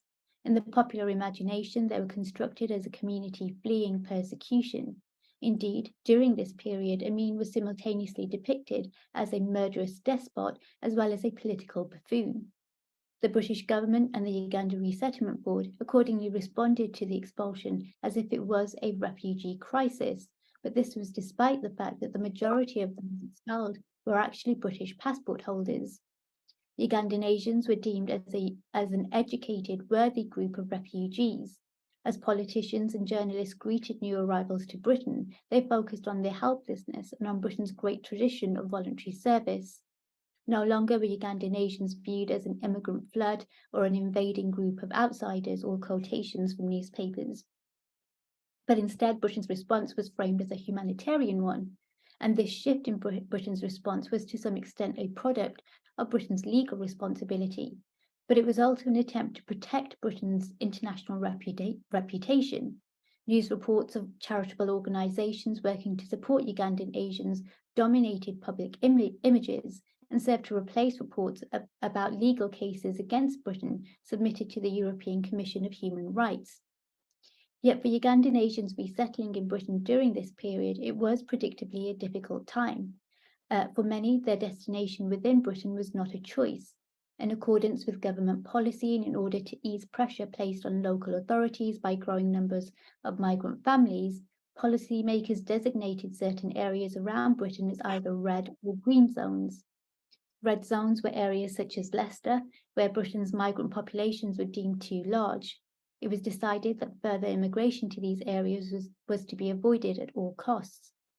Leicester City Council, as mentioned previously, took out a full-page advertisement warning Ugandan Asians not to come to the area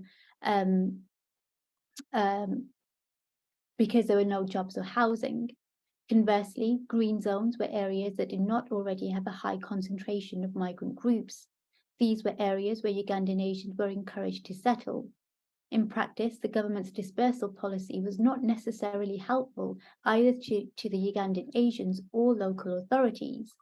Although there was this clear aim to ease social pressures on local authorities, government policies meant, for example, that areas such as Glasgow, despite its housing shortages, were declared as green zones simply because they did not have a large ethnic minority population. Despite this, many Ugandan Asians found their way to red zones, like areas like Birmingham, Leicester and London, where they were able to join their family, friends and existing networks. As mentioned, of the estimated 55,000 Asians that fled Uganda during this period, approximately 28,600 came to Britain. And since then, Uganda's South Asian diasporas have contributed to Britain's diverse ethnic mosaic. The Observer notes recently that this is a quote, a remarkable story of triumph. Those penniless refugees are now Britain's most successful immigrant community. And to offer a handful of examples of this, we can turn to the investment banker and the former government minister, Shrita Vadera, who was the first woman to head a major British bank, Santander. The businessman and philanthropist Rumi Virji founded the Domino's pizza franchise in the UK. He partially owned Watford Football Club alongside singer Elton John and is currently a member of the House of Lords. Meanwhile, author and journalist Yasmin Alabai Brown and the award-winning photographer Serena Bimji have made significant contributions to Britain's arts and culture. So just by way of conclusion then, it's clear to see that the Ugandan Asians have contributed to modern British history in all kinds of ways. But to say that this historical narrative is straightforward or without struggle or challenges would be misleading. Thank you very much. Thank you so much. That was fantastic. Really, really clear. So thank you. and moves beautifully into someone who came over as a 14-year-old. So Chandrika, I know you're going to start in your own way, but at some point do tell us what it was like for a 14-year-old. But over to you, Chandrika. Okay.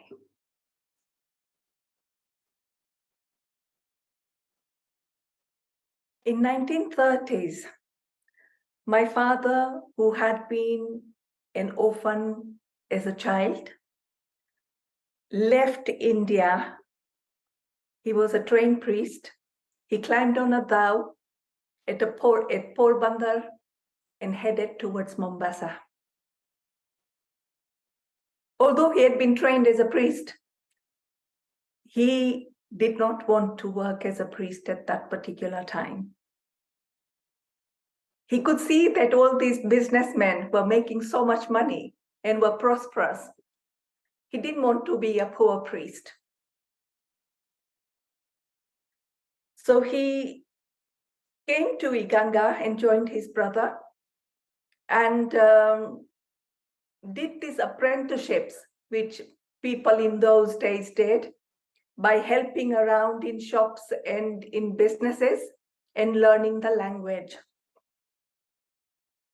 At the end of 9 years of working, my father had less than 1,000 rupees in his pocket. He went back to India, met my mother, and married her. And in 1946, they returned back to Uganda. My mother was my father's Lakshmi. My father, after marriage, prospered. He prospered because he was a charismatic priest. He was philosophical more than ritualistic. And whilst performing a religious service, he was noted. And then the work never stopped. He covered the Busoga district and was a priest in towns like Bugiri, Saroti, Kakira, Lugazi, Kamuli, Jinja, Namtemwa, so many villages and towns where he was well thought of. When we left Uganda, my father was in his 50s. In his time in Uganda, my father and mother had only been back to India twice. All of us were born in Uganda. So in 1972, when we left Uganda and came to Tonvanai, it was a culture shock. We came at night after a long journey. It was cold. We were given a little hut to live in with a little heater, a small heater. And the next day when we woke up, because it wasn't dark, we realized it was gray. And in reality, it was gray every single day after that. So that's the way it seemed. In 1973, we were housed in the Rhondda valleys. And my headmaster at the school, who was giving me extra English lessons, corrected an essay, and he replaced the word house by home. This is your home, not your house, he had said to me. And then he asked me, what is home in your mother tongue? Ghar, I said. Okay, so what is house? Ghar, I said. He smiled. He said, you know, in English, house is a building. Home is where you belong. Those words stayed with me and have stayed with me throughout my life here. In Uganda, I lived in a place called Iganga. I belong to a community of 40 to 50 families, Hindus, Muslims, Sikhs, predominantly Gujaratis.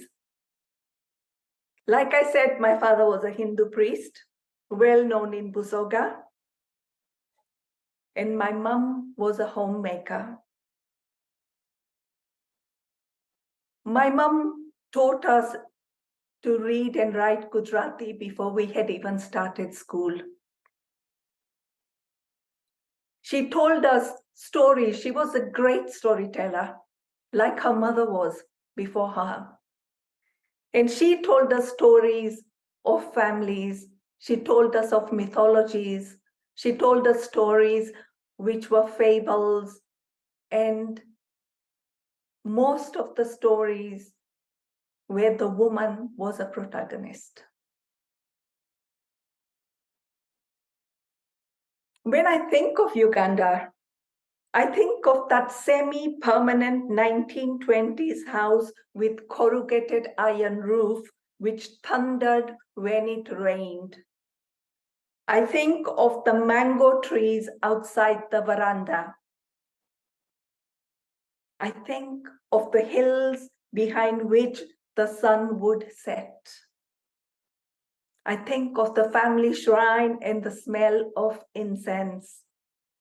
I think of that big bookshelf which housed all of my father's books, old and ancient like earth. I think of the cement floor which felt like stone. I think of the earthen pots which were full of water. I think of the jaconi with the coal sagri where my mother made rotis. And I think of that courtyard at the back of the house where we would sit and look at the sky and count the stars and listen to the stories that my mother's told. When I relive that feeling, I get a sense of belonging. A place where I knew who I was. A place which was secure. A place which had boundaries. A place where my parents led and we followed. By the time the headmaster had told me the difference between home and house, what he didn't know is that I already had the pangs of Hirayat. Hirayat is a Welsh word. It means a deep loss of a home. And that pain was already within me, and I no longer knew who I was. I no longer felt a sense of belonging. Being the only Gujarati Hindu girl in my class, I was lost. I had two choices, I told myself around the age of 15. Either I become submissive and not mention my culture, or I become defensive. And I decided to become defensive. I thought I was the voice of my culture. I was the voice of Hinduism. I was the voice of Indian, what being Indian was. So if there was a debate in the class of arranged marriage, I would be on the side of arranged marriage.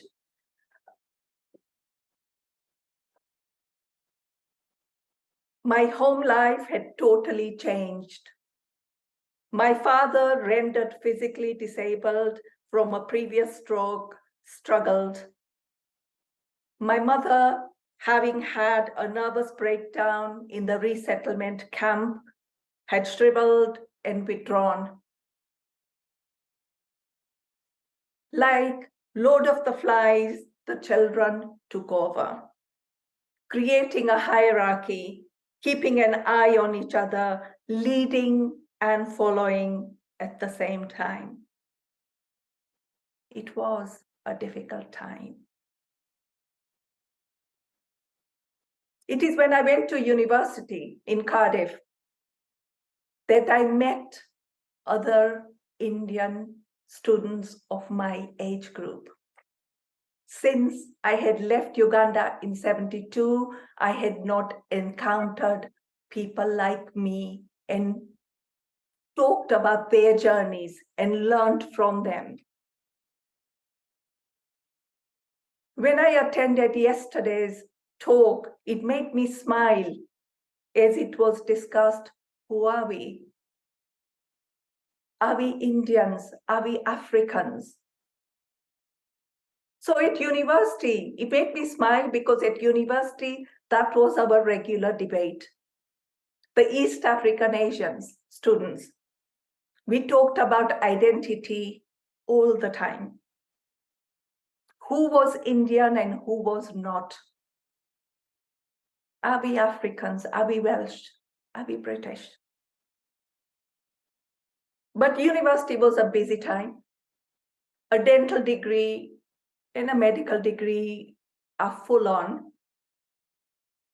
So I had very little time to reflect. I just went along with my studies. It is when I qualified, after having done 1 year of house jobs, I knew I had to go and search for a home because I did not belong. I wanted to go to a land where I belong. So I took time off and I went to India. And then I went to Zimbabwe in Africa. I was too scared to go to Uganda.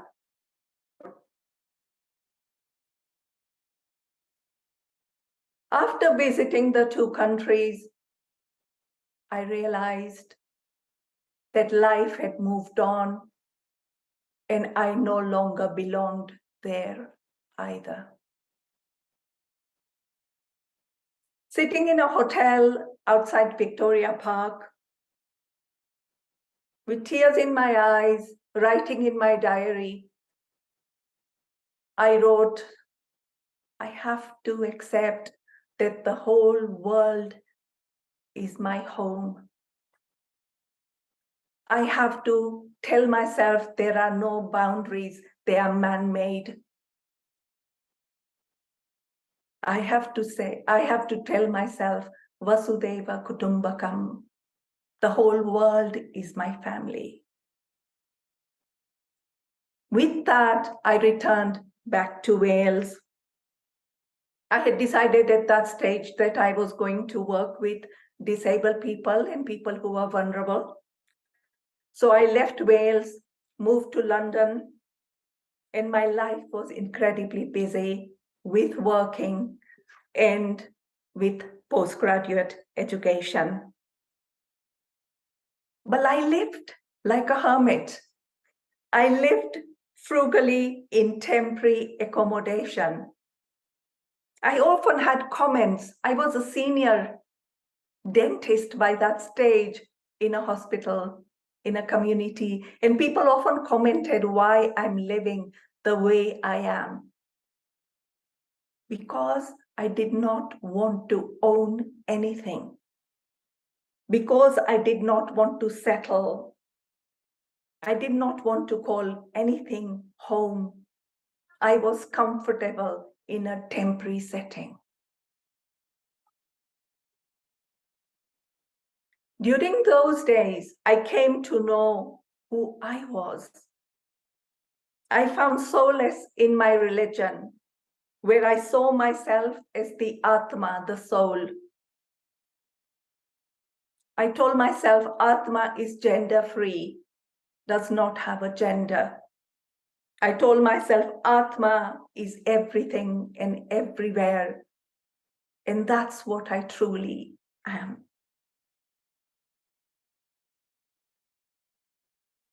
I moved to Bristol and started working in a hospital in Bristol, still living in temporary accommodation, but a slightly better flat. I still didn't own anything. At this stage, I was in my 40s. And that's when I had a major meltdown. I took time out, I took sabbatical. I found a therapist and I addressed belonging. I addressed what is home for me, what is belonging. That was a really useful time. And I concluded two things: that I no longer wanted to work full-time as a dentist. I just wanted to go into the area of arts. And I was going to move back to Wales because Wales was going to be the closest that I can come to home.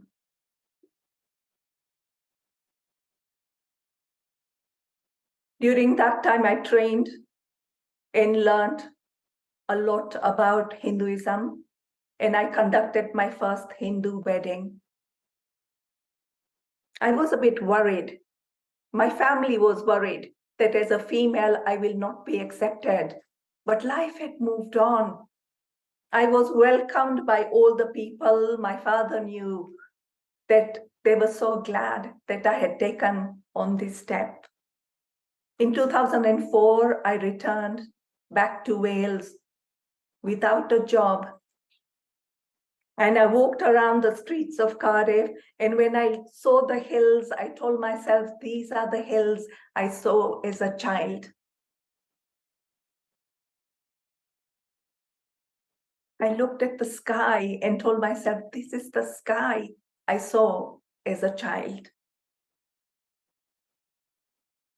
That year, my father died.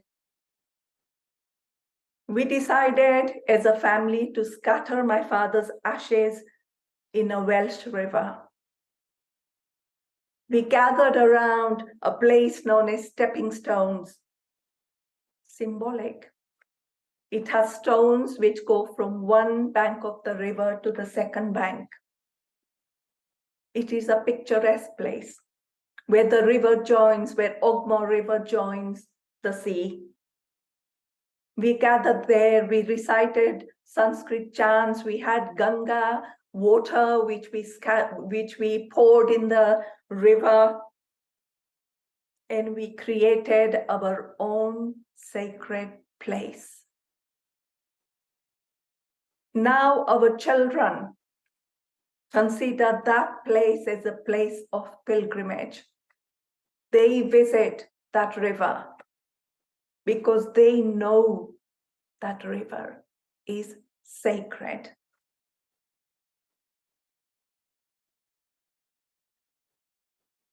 Recently, like I said, I became a storyteller. I have started writing now. I would like to thank British Ugandan Asians 50 for giving me an opportunity to talk about my life. Until now, I had never wanted to go back to Uganda because I did not want that romantic image that I have of my childhood to dissolve.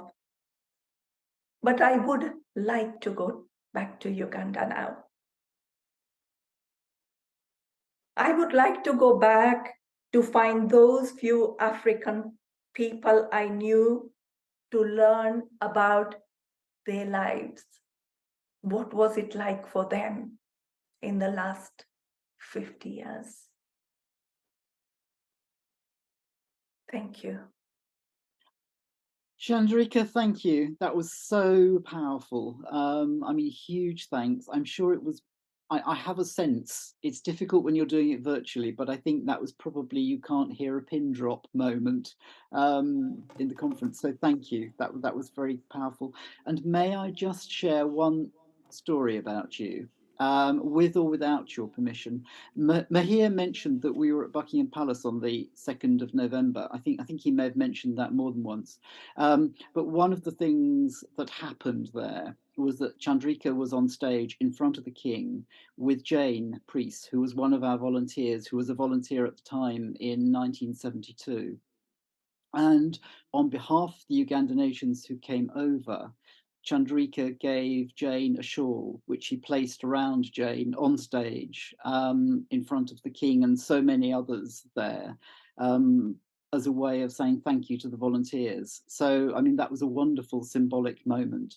And it feels like Buckingham Palace is your home as well, Chandrika, now. But thank you. I think we've probably got about 5 minutes left. Shazan, I'm going to look to you wherever you are. I don't know whether it's going to be possible to use that last 5 minutes for any questions or comments. Yeah, let's take a few questions if we can. I'll ask folks to use the microphones, and we'll just take a round of questions, and then we'll try and give all the folks maybe about a minute or two to comment on what they hear. So if there are questions, please come forward.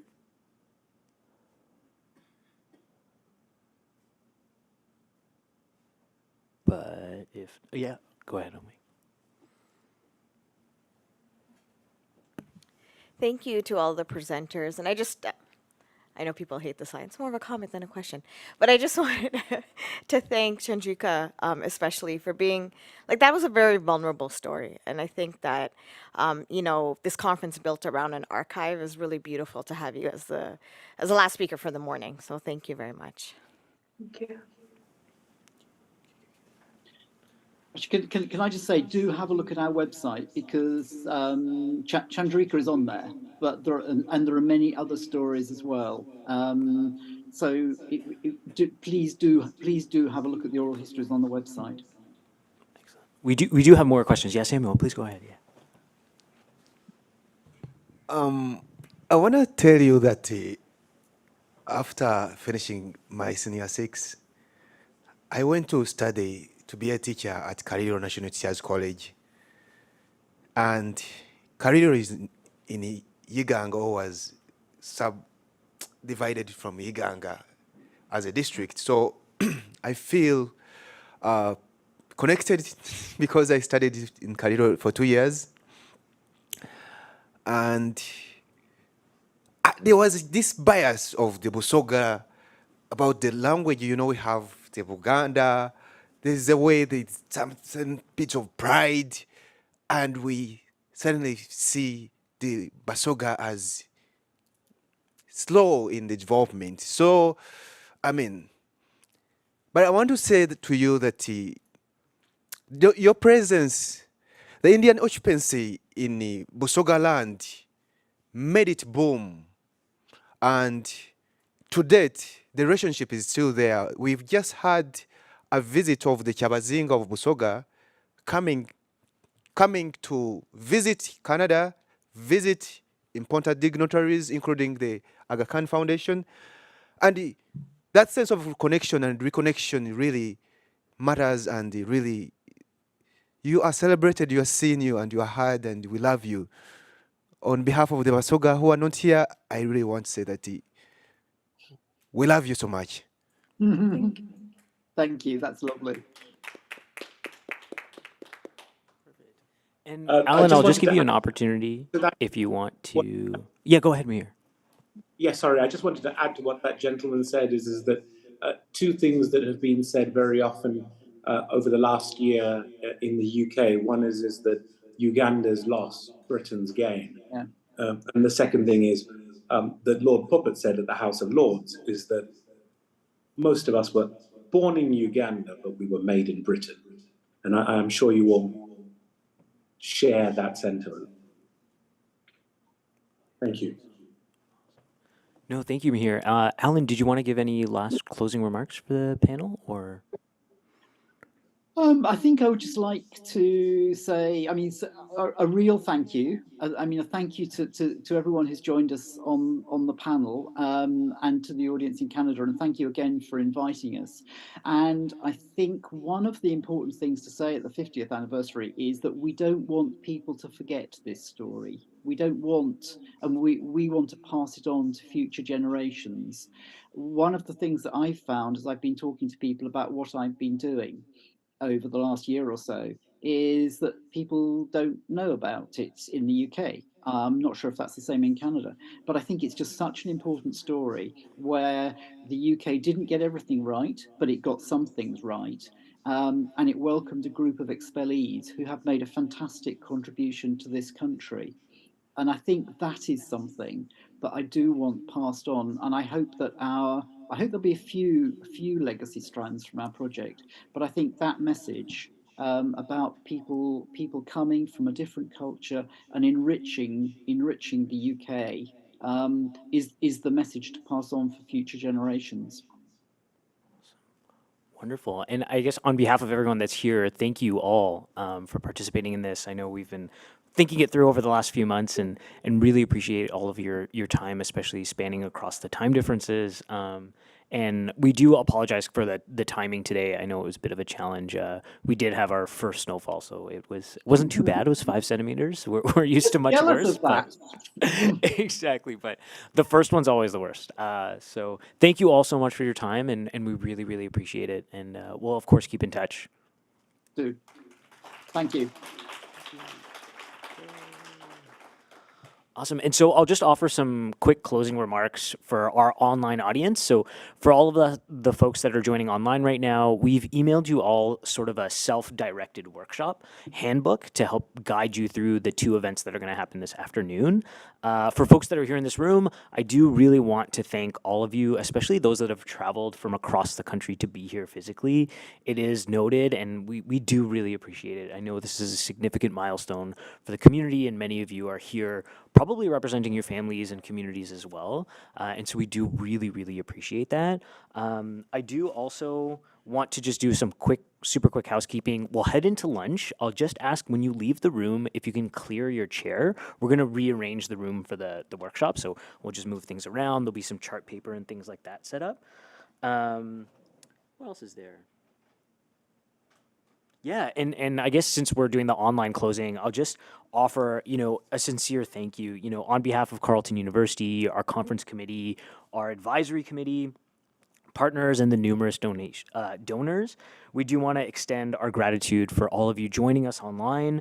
And we truly hope that this conference has all provided you with an opportunity to reflect and rethink about the 50th anniversary. And so we do encourage all of you to continue to share these incredible stories and to recapture this and rethink what this expulsion, what the resettlement, what the global impacts of this movement have been. So thank you all very much, and bon appetit.